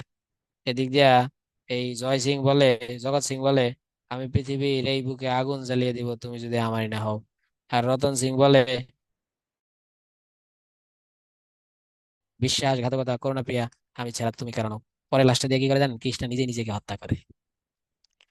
রাজ্য বাঁচানোর জন্য, বাবাকে বাঁচানোর জন্য কৃষ্ণা নিজেই নিজেকে কি করে, হত্যা করে। এই হচ্ছে ঘটনা। এটা কি ট্রাজেডি? হ্যাঁ ট্রাজেডি, শুধু ট্রাজেডি না, এটা ঐতিহাসিক সত্য ঘটনা অবলম্বনে রচিত, এটি ঐতিহাসিক ট্রাজেডি। হ্যাঁ, এটা একটি সত্য ঘটনা অবলম্বনে রচিত, এটা একটি ঐতিহাসিক ট্রাজেডি। আর একে কি বলে সভ্যতা, মদ ঠদ ইত্যাদি সমালোচনা করে রচিত হয়েছে। একে কি বলে সভ্যতা, এখানে কালীচরণ থাকে, প্রচন্ড মদ খায়, অন্যের বউ দেখলে সুমা মারে, তাই সে বুঝাইতে যে এটাকে কি সভ্যতা বলে। আর বুলেট শারিকের ঘাড়ের হাতে আমরা দেখি বুইড়া বয়সে এক হিন্দু জমিদার থাকে, সে রাম রাম রাম রাম ছাড়া কোনো কথাই কয় না। সে হিন্দু জমিদার এক মুসলিম নারীর প্রতি কুনজর দেয়, ফতেমা নামে এক মুসলিম নারীর প্রতি কুনজর দেয়। কুনজর দেওয়ার পর সেই জমিদারের প্রজা থাকে ফতেমার স্বামী, কুনজর দেয়। কুনজর দেওয়ার পরে এই ফতেমারে নিয়ে যায় আকাম কুকাম করতে, মাইন্ড করেন না কেউ, সময় কম যেহেতু এইভাবে বলছি। ফতেমারে নিয়ে যায়, কোথায় নিয়ে যায় জানেন? মন্দিরে, শিব মন্দিরে। আল্লাহ, শিব ঠাকুর যেই রাগী মানুষ, তার মন্দিরে এই ফতেমারে নিয়ে যায় আকাম কুকাম করার জন্য। তাহলে যেই লোক সারাদিন রাম রাম রাম রাম করে বেড়ায়, সেই লোক আবার মুসলমান মেয়ের সাথে বাজে কাজও করতে চায়, এবং সে শিব মন্দিরের মতো একটা পবিত্র জায়গায় সেই কাজটা করতে চায়। পরবর্তীতে সে ধরা খায়, সাজানো নাটক করে, নাটক করে সে ধরা খায়। না না, কোনো রিয়েক্ট দেওয়া যাবে না, আমি সহজ ভাষা সহজে বললাম যাতে আপনারা সব বুঝেন। এটা সব পড়বেন, তিলোত্তমাতার প্রথম কাব্যগ্রন্থ আমরা পড়েছি। বীরাঙ্গনা কাব্য হচ্ছে বীরঙ্গনা, এখানে 11 জন নারী আছে। 11 জন নারী 11টা চিঠি লিখেছে, তাহলে পুরুষ হয় 11 জন, কারণ 11 জন নারী 11 জন বয়ফ্রেন্ডের কাছে চিঠি লিখেছে। যেমন একটা চিঠি লিখেছে শকুন্তলা, ইতি তোমার শকুন্তলা, শকুন্তলা চিঠি চিঠি লিখেছে কার কাছে, রাজা দুষ্মন্তের কাছে। ঠিক আছে, প্রিয় দুষ্মন্ত, আমি তোমার প্রিয়সী শকুন্তলা, এক যুগ আগে তুমি আমাকে বিয়ে করেছিলে, বিয়ে করে চলে গিয়েছো, এক যুগ যাবত একটা সন্তান হয়েছে, সন্তান বড় হয়ে গেছে, হে দুষ্মন্ত তুমি এখন আমার খবর নেও না, কিন্তু তোমার শকুন্তলা। এইভাবে 11টি চিঠি আছে, বুঝতে পেরেছেন? তাই এটাকে বলা হয় বীরাঙ্গনা। কোন জাতীয় কাব্য? চিঠি জাতীয় কাব্য বা পদ্য কাব্য। কয়জন নারী? 11 জন নারী। কয়টি চিঠি দিয়েছে? 11টি চিঠি। কেউ তাদের হাজবেন্ডের কাছে, কেউ দিয়েছে বয়ফ্রেন্ডের কাছে। ধরা খাওয়ার পর কি শাস্তি হয় কে জানে ভাইয়া? ও, ধরা খাওয়ার পর কি শাস্তি হয়, ধরা খাওয়ার পর সে এই জরিমানা দেয় 100 টাকা, 100 টাকা, দুইজনকে 200 টাকা জরিমানা দেয়। দুই প্রজাকে 200 টাকা জরিমানা দিয়া বলে কাউকে বললো না, আর সে নিজেও কান ধরে উঠবাস করে। ভক্ত প্রসাদ জমিদারের নাম। আর মেঘনাদ বধ কাব্য, এগুলো একটু নিজাইতে বলে, মেঘনাদ বধ বলতে গেলে আমার 5 মিনিট সময় লেগে যাবে, অনেক বড়। তারপরও মেঘনাদ বধ যে একজনে বলেছে ভাই একটু বলেন। তাই মেঘনাদ বধ একটু সংক্ষেপে, মেঘনাদ বধের কাহিনী হচ্ছে শ্রীলঙ্কার কাহিনী, আর হচ্ছে ভারতের কাহিনী। ভারতে অযোধ্যার যে রাজা ছিল, সেই রাজার নাম হচ্ছে রাম লক্ষণ, ঠিক আছে, রাম, রামের ভাই লক্ষণ এরা। আর শ্রীলঙ্কার রাজা ছিল হচ্ছে রাবণ। এই রাবণের একটা বোন ছিল, রাক্ষস, সেই বোনটা ভালোবাসতো কাকে, সে ভালোবেসে ফেলেছিল প্রথমে রামকে, পরে লক্ষণকে। কিন্তু এই শূর্পণখা ভুলক্রমে যেমনি হোক একটা ঘটনার পরিপ্রেক্ষিতে রামের স্ত্রী সীতার নিন্দা করে, তখন লক্ষণ একটা ছুরি মারে শূর্পণখাকে, শূর্পণখার নাক কেটে যায়। যেহেতু রাবণ অনেক রাজা ছিল, দুর্দান্ত প্রতাপশালী ছিল, শূর্পণখা গিয়া ভাইয়ের কাছে বিচার দেয়, ভাইয়া, লক্ষণ আমার নাক কেটে দিয়েছে। পরবর্তীতে রাবণ গিয়া প্রতিশোধ নেওয়ার জন্য সীতাকে অপহরণ করে নিয়ে আসে কোথায়, শ্রীলঙ্কায়। এই যে দেখেন, রামের বউ লয়ে গেছে কে, রাবণে। এরপরেই বউ উদ্ধারের জন্য যেই যুদ্ধ, সেই যুদ্ধের নামই হচ্ছে মেঘনাদ বধ। ঠিক আছে, আর রাবণের ছেলের নাম থাকে মেঘনাদ। এই মেঘনাদকে হত্যা করে ফেলে। এই যে রাবণের ছেলে থাকে মেঘনাদ, এই মেঘনাদকে হত্যা করে। এই যুদ্ধে রাম আর লক্ষণের সাথে যোগ দেয় কি, হনুমান, বান্দরের বাচ্চাগুলা সব যোগ দেয়। যোগ দেওয়ার পর রাবণের সকলকে হত্যা করে, রাবণের ছেলে মেঘনাদকে হত্যা করে, রাবণের ভাই রাবণের আরেক ছেলে বীরবাহুকে হত্যা করে, রাবণের ভাই কুম্ভকর্ণকে হত্যা করে। এইভাবে রাবণের যে প্রজা, লক্ষ লক্ষ প্রজা হত্যা করে, রাবণের রাজ্যে আগুন জ্বালায় দেয়। এসব নিয়ে যে কাহিনী, সেই কাহিনীর নামে হচ্ছে কি মেঘনাদ বধ। আচ্ছা, এই হচ্ছে মেঘনাদ বধ, বাংলা সাহিত্যের প্রথম এবং শ্রেষ্ঠ মহাকাব্য। মেঘনাদ বধ 3 দিন 2 রাতের কাহিনী আছে। মেঘনাদ বধের বিভিন্ন চরিত্রগুলো আমরা দেখলাম। প্রথম স্বর্গে বীররস থাকলেও শেষে করুণ রস। মেঘনাদ বধে কোন রস আসে?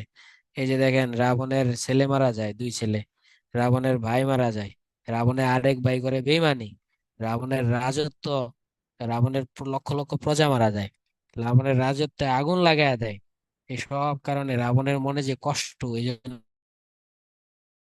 বলা হয় মেঘনাদ বধ কোন রস, করুণ রস। আর হিরোদা সুপারস্টার কে, রাম না রাবণ, বললেন? মেঘনাদ বধের হিরোদা সুপারস্টার কে, রাম না রাবণ? রাবণ, রাবণ, গুড। বাংলা সাহিত্যে সুপারস্টার হইতে হলে বাংলা এবং ইংরেজি সাহিত্যে দুইটা জিনিস লাগে, আইদার ডুইং অর সাফারিং। এখানে অর দিতে হবে। তাহলে আপনারা বলেন তো দেখি, রাবণ কোন ক্যাটাগরিতে হিরো, ডুইং না সাফারিং? রাবণ কোন ক্যাটাগরি হিরো, ডুইং না সাফারিং?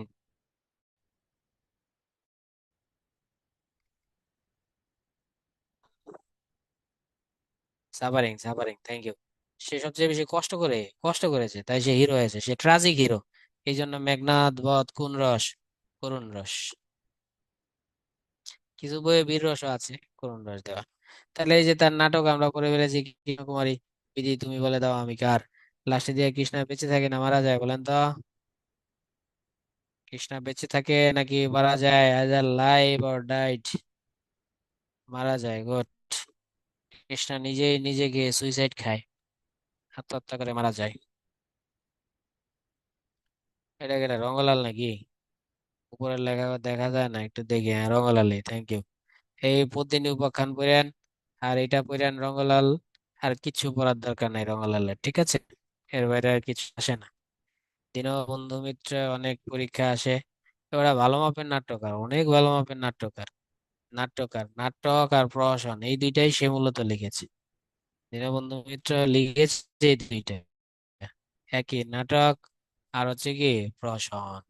দীনবন্ধু মিত্র লিখেছেন নাটক আর লিখেছেন প্রহসন। খুব ভালো মাপের লেখক, কিন্তু খুবই ভালো মাপের লেখক। তার প্রহসনও সব পরীক্ষা আসে, তার নাটকও সব পরীক্ষা আসে। এটা হচ্ছে এই নবীন, বিজি, কাম, লীলায়, শতবার, বুড়ো, জামাই। এই চরণটা পড়ে নিয়ে আমি পড়ে নিয়েছিলাম। নবীন, তার যে নাটক, তার একটা নাটকের নাম হচ্ছে নবীন তপস্বিনী। পরীক্ষা আসে, সব পরীক্ষা আসে তার, আমি আবারও বলছি, নবীন তপস্বিনী তার নাটক। তার আরেকটা নাটক আছে কমলী কামিনী, এটাও পরীক্ষা এসেছে। কমলী কামিনী কার? তার আরেকটা নাটকের নাম আছে লীলাবতী, এ হচ্ছে তার নাটক। আর এগুলো হচ্ছে তার প্রহসন। তার একটা প্রহসন হচ্ছে শতবার একাদশী, এটাই পরীক্ষায় বেশি আসে। প্রহসন তো এমনি বেশি রঙ্গরসাত্মক হয়, তাই প্রহসনটা বেশি আসে। বিয়ে পাগলা বুড়ো, বিয়ে পাগলা বুড়ো তার আরেকটা প্রহসন, এটাও পরীক্ষায় আসে। বিয়ে পাগলা বুড়ো, তার আরেকটা প্রহসন জামাই বারিক, ঠিক আছে? এগুলাই পরীক্ষায় বেশি আসে, এই প্রহসন গুলা বেশি পড়তে হবে। আর যে একটা আছে সেটা তো সবাই জানে, নীল দর্পণ, ওটা তো পড়লেও জানি, না পড়লেও জানি। এই হচ্ছে তার 4টি নাটক আর এই প্রহসন গুলো। শতবার একাদশী আবার দেখেন, হিন্দু ধর্ম অনুসারে যারা বিধবা হয় তারা রোজা রাখে। এই রোজা রাখাটাকে বলা হয় একাদশী করা। সধবার কিন্তু রোজা তো বিধবা রাখবে, সধবা মানে তো স্বামী আছে। কিন্তু এখানে বুঝাইতে চাইছে নিমসাদ নামে এক স্বামী থাকে, যে স্বামী মদ খায়, পরে স্ত্রীকে চুম্বন করে, রাত করে ঘরে ফিরে, তারপর হচ্ছে গরু খায়।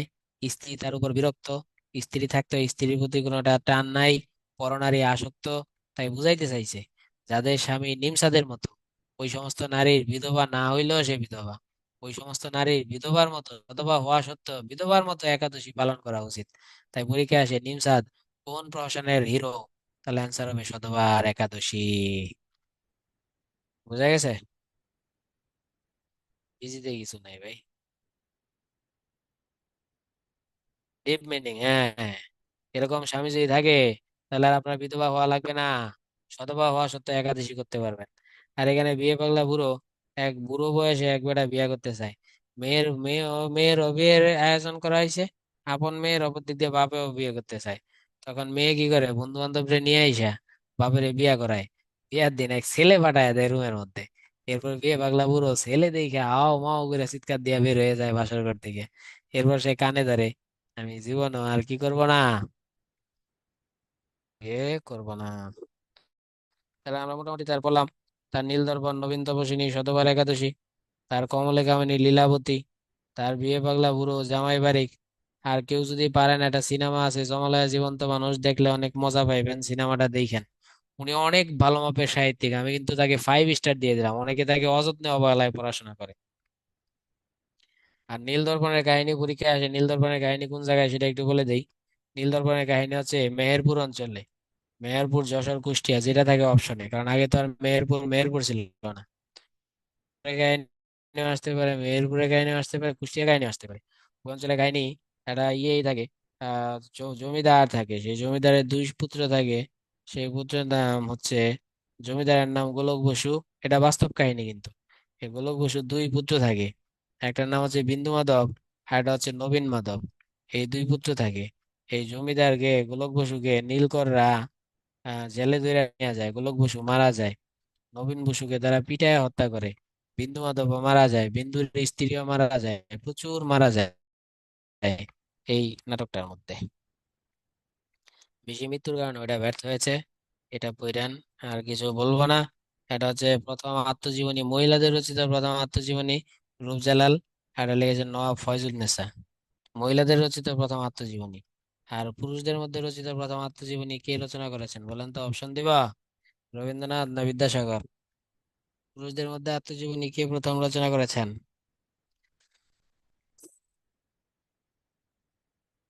পুরুষদের মধ্যে প্রথম আত্মজীবনী লিখেছেন বিদ্যাসাগর। Thank you. এখানে বিহারীলাল চক্রবর্তী আপনারা সব পারেন, ভোরের পাখি গীতি কবিতা। একটা বলে দেয়, অনেকে গীতি কবিতা মনে করে, গীতি মানে কি গান মনে করে। ভুলো, এটা গানধর্মী কবিতা নয়। গীতি কবিতা মানে হচ্ছে নিজের সম্পর্কে, মাই সেলফ এলেন স্বপন। যখন আপনি নিজের সম্পর্কে কিছু লিখবেন সেটাই গীতি কবিতা। সেই হিসাবে যারা ফেসবুকে কবিতা লেখে এটা নিয়ে বেকা নিয়ে, তারা সবাই এক একজন গীতি কবি। আধুনিক যুগে গীতি কবিতাই সবচেয়ে বেশি। গীতি কবিতাগুলো সাধারণত প্রেমের কবিতা হয়। এই যে এখানে দেখেন, তিনি এই যে প্রেম দিয়ে আছে, প্রেম বাহিনী, প্রেমের কবিতা হয়, কষ্টের কবিতা হয়, নিজের কবিতা হয়। গীতি কবিতা মানে নিজের কথা, অন্যের কথা না। আপনি মুক্তিযুদ্ধ নিয়ে লিখলেন, সেটা তো দেশের কথা। আপনি নিজে সেকা খাইলেন, সেটা নিয়ে লিখলেন। অঞ্জনা অঞ্জনা গান গাইলেন, ওপিয়া ওপিয়া তুমি কোথায় গান গাইলেন, এগুলো সব গীতি কবিতা বা গীতি গান। সারদা মঙ্গলে তিনি দেবীর প্রেমে পড়ে যান, সারদা দেবী, দেবী সরস্বতীর সাথে তার প্রেমের কাহিনী আছে সারদা মঙ্গলে। সারদা মঙ্গলে এটা পড়বেন। ঢাকা প্রকাশটা পড়বেন।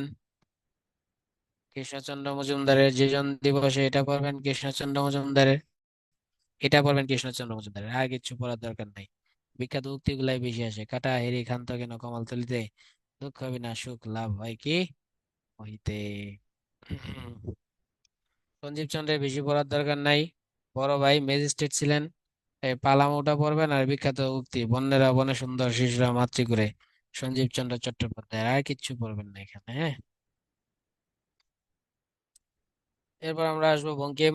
বঙ্কিম পড়তে বললে আমরা একটু শেষ করে দেবো, হ্যাঁ। আল্লাহ, ভেবেছিলাম যে তাড়াতাড়ি শেষ করবো, তাড়াতাড়ি শেষ করতে পারলাম কই। আচ্ছা, বঙ্কিম বঙ্কিম হচ্ছেন কিন্তু অনেকটা মোদি ক্যাটাগরি ছিলেন। মোদি ক্যাটাগরি কেন বললাম, মোদি যেরকম ডগমেটিক ছিল, প্রচন্ড পরিমাণে ফ্যানাটিক গোঁড়া, বঙ্কিম এরকম গোঁড়া ছিলেন। বঙ্কিম সবচেয়ে হিন্দু ধর্ম নিয়ে বেশি লিখতেন। তার একটা ধর্মগ্রন্থ হচ্ছে ধর্মতত্ত্ব। তার একটা বই আছে হচ্ছে সাম্য। তার একটা বই আছে হচ্ছে কৃষ্ণ চরিত্র, ভগবান শ্রীকৃষ্ণের, চিন্তা করেন। আধুনিক যুগ দেবতা নিয়ে লিখেছেন যে ব্যক্তি, তিনি হচ্ছে বঙ্কিম। দেখছেন ধর্মের প্রতি তার কি টান ছিল, ধর্মতত্ত্ব, কৃষ্ণ চরিত্র, এগুলো। তো সাম্যটা তিনি বৈষম্যের বিরুদ্ধে লিখেছেন। এটা ব্রিটিশদের বিরুদ্ধে লেখা। সাম্য হচ্ছে ব্রিটিশ বিরোধী। অনেকে বলে বঙ্কিম ব্রিটিশ বিরোধী ছিলেন না, কারণ বঙ্কিম ম্যাজিস্ট্রেট ছিলেন। বঙ্কিম ম্যাজিস্ট্রেট থাকলেও তিনি ব্রিটিশ বিরোধী ছিলেন। তার সাম্যটাই ব্রিটিশ বিরোধী। এই ব্রিটিশ বিরোধী এটা লেখার ফলে ব্রিটিশরা তাকে এমন চাপ দিছে, পরে সে সাম্য বাজার থেকে ফেরত নিছে। সাম্য ফেরত নিছে বাজার থেকে। পরীক্ষা আসে কোন প্রবন্ধটি বঙ্কিম ফেরত নিয়েছেন বাজার থেকে, তাহলে অ্যান্সার হবে সাম্য। কিসের চরিত্র নিয়ে লিখেছেন, যেহেতু বঙ্কিম কৃষ্ণ পাগল ছিলেন। ধর্মতত্ত্ব নিয়ে লিখেছেন, যেহেতু সে হিন্দু ধর্মে মোদির মতো কি ছিলেন, ফ্যানাটিক ছিলেন। বঙ্কিম আবার ডেপুটি কি ছিলেন, ম্যাজিস্ট্রেট ছিলেন। বঙ্কিম লেখাপড়া করতেন কলিকাতা বিশ্ববিদ্যালয়ে। আমাদের দেশে যেমন ঢাকা বিশ্ববিদ্যালয়, কলকাতায় আছে কি কলিকাতা বিশ্ববিদ্যালয়। কলিকাতা বিশ্ববিদ্যালয় আগে ছিল কলেজ, পরে এটা হলো বিশ্ববিদ্যালয়। তাই বিশ্ববিদ্যালয়ের প্রথম পেজে যারা ভর্তি হয়েছে, এদের মধ্যে বঙ্কিম ছাড়া বাকি সব ফেল করছে, একমাত্র বঙ্কিম পাশ করেছে। আর বঙ্কিমের সহপাঠীরা সবাই ফেল করেছে। কোন সাবজেক্টে ফেল করেছে, বাংলায়। বাংলার খাতা দেখেছিল সিনিয়র বিদ্যাসাগর, সব ফেল করছে। পরে সব ফেল করার পর বিদ্যাসাগর কি করলো, 10 দিল গ্রেস। 10 গ্রেস দেওয়ার পর বঙ্কিম পাশ করছে। বিদ্যাসাগর এক জায়গায় লিখেছে বঙ্কিম বাংলাটা খুব ভালো বুঝে। ঠিক আছে। তাই প্রশ্ন আসে, কলিকাতা বিশ্ববিদ্যালয়ের প্রথম গ্রাজুয়েট কে ছিলেন বলেন। কলিকাতা বিশ্ববিদ্যালয়ের প্রথম গ্রাজুয়েট কে, বঙ্কিম। পরে গ্রাজুয়েট থেকে ডেপুটি ম্যাজিস্ট্রেট হয়েছিলেন। হিন্দু ধর্মের প্রতি তার মারাত্মক প্রীতি ছিল। তিনি প্রেম ভালোবাসা পছন্দ করতেন নাকি করতেন না বলেন তো। বঙ্কিম প্রেম ভালোবাসা পছন্দ করতেন নাকি করতেন না, করতেন না ভাইয়া, করতেন না। তার সকল নায়িকারা যারা ভালোবেসেছে তারাই মারা গেছে। তার একটা নায়িকা ছিল রোহিণী, ভালোবেসেছে, সেটা মারা গেছে। তার আরেকটা নায়িকা ছিল কুন্দনন্দিনী, ভালোবেসেছিল, সেই অপরাধে বঙ্কিম তাকেও উপন্যাসে মেরে ফেলেছেন। রোহিণী ভালোবেসেছিল গোবিন্দলালকে, তাকেও তিনি মেরে ফেলেছেন। কুন্দনন্দিনী ভালোবেসেছিল আহ কি যেন জ্ঞানেন্দ্রকে, তাকেও তিনি যোগেন্দ্রকে, কি কুন্দনন্দিনী, যাক পরে দেখবো না। সে কুন্দনন্দিনী ভালোবেসেছিল, তাই সে ভালোবাসার অপরাধে তিনি কুন্দকেও মেরে ফেলেছেন। অর্থাৎ বঙ্কিমের উপন্যাসে যে সমস্ত নায়িকারা ভালোবেসেছে তিনি সকলের পানিশমেন্ট দিয়েছেন মৃত্যুদণ্ড। কপালকুণ্ডলা ভালোবেসেছিল নবকুমারকে, কপালকুণ্ডলাকেও তিনি মেরে ফেলেছেন। Nagendra, thank you. তাহলে এবার বলেন দেখি, বঙ্কিমের কাছে, বঙ্কিমের সাহিত্যে আপনি যদি প্রেম করেন, রিলেশন করেন বঙ্কিমের মতে, তাহলে আপনার পরিণতি কি হবে? রিলেশন করলে আপনার পরিণতি কি হবে? মৃত্যু। গুড। তাহলে এবার কেমনে বলেন বঙ্কিম প্রেমের পক্ষে ছিলেন? যে ধর্মের পক্ষে সে তার প্রেমের পক্ষে থাকে না ভাই। আচ্ছা, তাহলে এখানে যা পড়তে হবে এটা পরীক্ষা আসে পড়তে হবে, তার জন্মসাল পড়তে হবে, কাঁঠালপাড়া গ্রাম এটাও পরীক্ষা আসে সেটাও পড়তে হবে। উপন্যাসের জনককে বঙ্কিম পড়তে হবে, আধুনিক উপন্যাসের জনককে বঙ্কিম পড়তে হবে, সাহিত্য সম্রাটকে বঙ্কিম সেটা পড়তে হবে। বঙ্কিমকে কি কি কার সাথে তুলনা করা হয়তো, উইলিয়াম ওয়াটার স্কটের সাথে তুলনা করা হয়তো, তাই তাকে বাংলা স্কট পড়ায়, সেটা পড়তে হবে। তার ছদ্মনাম ছিল কমলাকান্ত, পড়তে হবে। এরপর হচ্ছে তার পত্রিকা ছিল বঙ্গদর্শন। এ মারা যাওয়ার পর রবি ঠাকুর পরে বঙ্গদর্শনের সম্পাদক হয়েছিল, তাহলে বঙ্গদর্শনের সম্পাদক দুইজন, বঙ্কিম আর রবি। 15টি উপন্যাস রচনা করেছেন, সব পড়বেন। বাংলা সাহিত্যের প্রথম সার্থক উপন্যাসিক বঙ্কিম। যদিও পেরিচাঁদ লিখছিল, কিন্তু পেরিচাঁদের উপন্যাসের ভাষা ছিল এফএম রেডিওর ভাষার মতো, তাই এটা সুন্দর ছিল না। এবার বঙ্কিমের উপন্যাসগুলো আপনারা জানেন, দুর্গের প্রধানের কন্যা, দুর্গ মানে দুর্গ, ইসমানি হচ্ছে প্রধান, ইসমানি ঈশ্বর, দুর্গের ঈশ্বর বা দুর্গের প্রধান, নন্দিনী মানে কন্যা, দুর্গেশ নন্দিনী। এটা সাল পড়তে হবে 1865। কপালকুণ্ডলা 1866, এই দুইটা সাল পড়তে হবে, ঠিক আছে। তো এটা রোমান্টিক মনে হয়, কিন্তু রোমান্টিক নয়। দুর্গেশ নন্দিনীর মধ্যে রোমান্স ধর্মী বলতে হবে, রোমান্স মূলক বাট নট রোমান্টিক। রোমান্টিক মানে প্রেম প্রীতি কইরা সুখে শান্তিতে আছে, বা প্রেম প্রীতিকে সাপোর্ট করা। আর রোমান্স ধর্মী মানে হচ্ছে রোমান্সের সুশুরি আছে কিন্তু ফলাফল খারাপ, রোমান্সের সুশুরি আছে কিন্তু ফলাফল ভালো না, এটা হইলে রোমান্স ধর্মী। তাহলে তার সকল উপন্যাসে রোমান্স ধর্মী, কারণ ফলাফল ভালো না। কপালকুণ্ডলা নবকুমারকে ভালোবাসিয়া মারা যায়। নবকুমার কপালকুণ্ডলাকে ভুল বুঝে, এই জন্য দায়ী নবকুমারের প্রথম স্ত্রী থাকে। সেই প্রথম স্ত্রী ভুল বুঝায়, চক্রান্ত করে। চন্দ্রশেখর, মৃণালিনী, এগুলো সব পড়েন, হ্যাঁ। সব হচ্ছে রোমান্স ধর্মী। তার সামাজিক কৃষ্ণকান্তের উইল, এটা রোহিণী একটা বিধবা চরিত্র থাকে, প্রশ্ন আসে বিধবা। এই বিধবা গোবিন্দলালকে ভালোবাসে, গোবিন্দলালের ভাইকেও একসময় ভালোবাসে। যেহেতু বিধবা, স্বামী নাই, গোবিন্দলালের ভালো ভাই দলিল চুরি করার শর্তে দেয় যে তুমি যদি দলিল চুরি করে এনে দাও আমার বাপের, আমি তোমাকে ভালোবাসবো। এরপর সে দলিল পর্যন্ত চুরি করে, রে ভালোবাসার জন্য বিধবা মানুষ। কিন্তু দলিলটা পায়া পরে বেমানি করে গোবিন্দলালের ভাই হরলাল, হরলাল বেমানি করে রোহিণীর সাথে। বেমানি করার পর সেই দলিল, আবার চুরি করা দলিল রেখে দিতে চায়, তখন সে ধরা খায়। ধরা খাওয়ার পর তাকে পানিশমেন্ট দেয়। তখন আবার গোবিন্দলালের মায়া জন্মায় রোহিণীর লাগি। এই মায়া থেকে ধীরে ধীরে প্রেম হয়ে যায়, প্রেমে প্রেমে গোবিন্দলাল নিয়ে ঘর ছাড়া হয়। এই গোবিন্দলাল তার স্ত্রী তাকে ভ্রমরকে ফালায় দিয়ে রোহিণীকে নিয়ে বের হয়ে যায়। তাহলে বঙ্কিমের চোখে রোহিণী পাপ করেছে। লাস্টে দিয়ে গোবিন্দলালের গুলির আঘাতেই রোহিণী মারা যায়। গোবিন্দলাল রোহিণীকে ভুল বুঝে গুলি করে বন্দুক দিয়ে। এখানে নগেন্দ্র স্ত্রী তাকে সূর্যমুখীরে ফালায় দিয়ে নগেন্দ্র কুন্দনন্দিনীকে আশ্রয় দেয়। সে আশ্রিতা কন্যার সাথে নগেন্দ্রের প্রেম হয়ে যায়। লাস্টে দিয়ে কুন্দ মারা যায়। তাহলে দেখছেন, তার উপন্যাসে প্রেম করা মানে বিপদ। রাজ সিংহ হচ্ছে আওরঙ্গজেব এবং রানা সিংহের যুদ্ধ। তাহলে এটা হচ্ছে খাঁটি ঐতিহাসিক, এটা প্রশ্ন আসে, তার খাঁটি ঐতিহাসিক উপন্যাস কোনটি? তাহলে অ্যান্সার হবে কি রাজ সিংহ। কেন? আওরঙ্গজেব আর রানা সিংহের যুদ্ধ, তাহলে বুঝতেই তো পারছেন।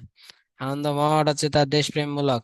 আনন্দমঠে ফকির সন্ন্যাসী বিদ্রোহ, ভবানী পাঠক, মজনু শাহ এদের নাম আছে। ফকির সন্ন্যাসী বিদ্রোহের নাম আছে ভবানী পাঠক, মজনু শাহ। তাই এটা হচ্ছে কি দেশপ্রেম মূলক, দেশাত্মবোধক। এবং এটা রাজনৈতিক, এটা ঐতিহাসিক নয়, রাজনৈতিক। দেবী চৌধুরানী, এটা কিন্তু আপনারা জানেন যে রংপুরে যে জমিদার আছে, সেই জমিদার কৃষক বিদ্রোহ এসবের কাহিনী, দেবী চৌধুরানী। সীতারাম তার ঐতিহাসিক। এর মধ্যে এই তিনটাকে তার বলা হয় কি উপন্যাস? এই তিনটাকে তার বলা হয় আদেশ, সংক্ষেপে আদেশ। আনন্দমঠ, দেবী চৌধুরানী এবং সীতারাম, এই আদেশ হচ্ছে তার ত্রয়ী উপন্যাস। এই তিনটা উপন্যাসের নায়ক প্রায় সেম। আনন্দমঠ, দেবী চৌধুরানী এবং সীতারাম, এটা তার ত্রয়ী উপন্যাস, খুবই খুবই ইম্পর্টেন্ট। এই তিনটা বঙ্কিমের কি উপন্যাস? ত্রয়ী উপন্যাস। এছাড়াও তার, বঙ্কিম যেরকম একদিকে প্রচন্ড পরিমাণে ধার্মিক ধর্মীয় গোড়া, অপরদিকে সে প্রেম বিদ্বেষী, মারাত্মক প্রেম বিদ্বেষী ছিল। এমনকি রোহিণীকে সে ভয়ঙ্কর ভাবে মেরেছে তার উপন্যাসে। সে বিধবা বিবাহের বিদ্বেষী ছিল বলতে পারেন। এবং তিনি অপরদিকে তিনি রম্য সাহিত্যিক ছিলেন, হাস্যরসাত্মক ছিলেন মারাত্মক। মানে বোঝাই যায় না এই লোকটা এত ধার্মিক হইলে আবার হাস্যরসাত্মক কেমনে হয়। তার মুচিরামগড়ের জীবন চরিত ব্যঙ্গ রচনা, তার কমলাকান্তের দপ্তর ব্যঙ্গ রচনা অসাধারণ। কমলাকান্তের দপ্তরটা আমার মতে হাস্যরসের সর্বশ্রেষ্ঠ বইয়ের নামে কমলাকান্তের দপ্তর। ধর্মদত্ত যেহেতু তিনি ধার্মিক ছিলেন, ধর্মদত্ত অনুসরণ লিখেছেন, কৃষ্ণের জীবনে লিখেছেন। সামনে বাজার থেকে কি করেছেন? প্রত্যাহার করে নিয়েছেন। একটা কাব্যগ্রন্থ লিখছে। তার ত্রয়ী উপন্যাসটা আমরা পড়েছি আদেশ, আনন্দমঠ, দেবী চৌধুরানী এবং কি সীতারাম, তার ত্রয়ী উপন্যাস। ইসমাইল হোসেন সিরাজি, এগুলা পইরেন পইরেন, এই সব কটা ইনফরমেশন পড়বেন, হ্যাঁ। তার দেবী চৌধুরানী উপন্যাসটি ব্রিটিশরা কি করেছিল? নিষিদ্ধ, যেহেতু এটি ঐতিহাসিক উপন্যাস, তাই এটা নিষিদ্ধ করেছিল। কাটা হেরে খান্ত কেন কমল তুলিতে, দুঃখে না লাগ হয় কি মহিতে।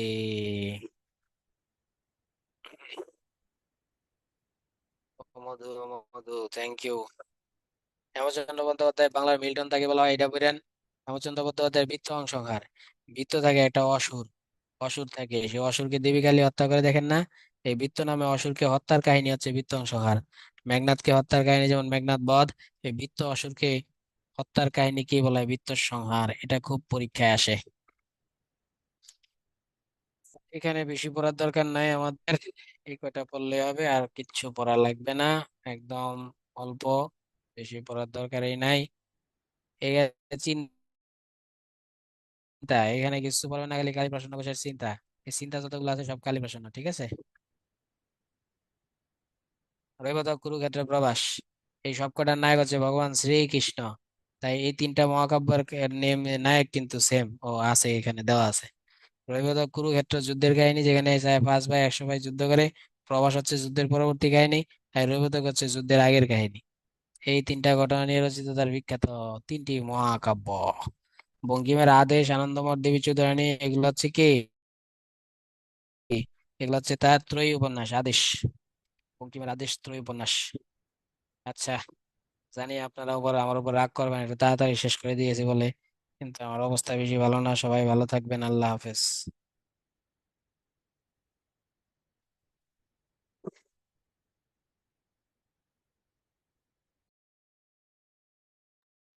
জি ভাই, আপনাকেও ধন্যবাদ। আপনিও ভালো থাকবেন। শুভরাত্রি। আচ্ছা, একটা পোল লঞ্চ করা আছে আপনাদের উদ্দেশ্যে, কাইন্ডলি সবাই পার্টিসিপেট করুন। আর যদি উত্তরণ সম্পর্কিত কোনো জিজ্ঞাসা থেকে থাকে তাহলে চ্যাট বক্সে জিজ্ঞেস করতে পারেন।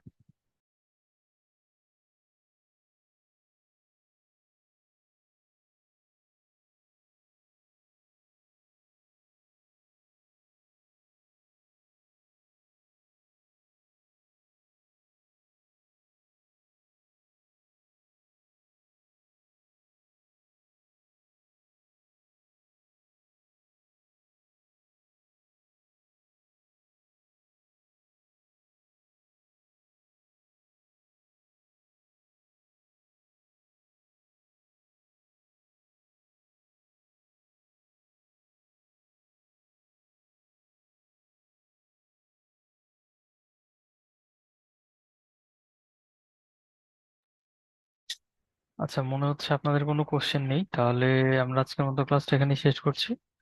ধন্যবাদ এতক্ষণ সঙ্গে থাকার জন্য। ভালো থাকবেন সবাই, শুভরাত্রি।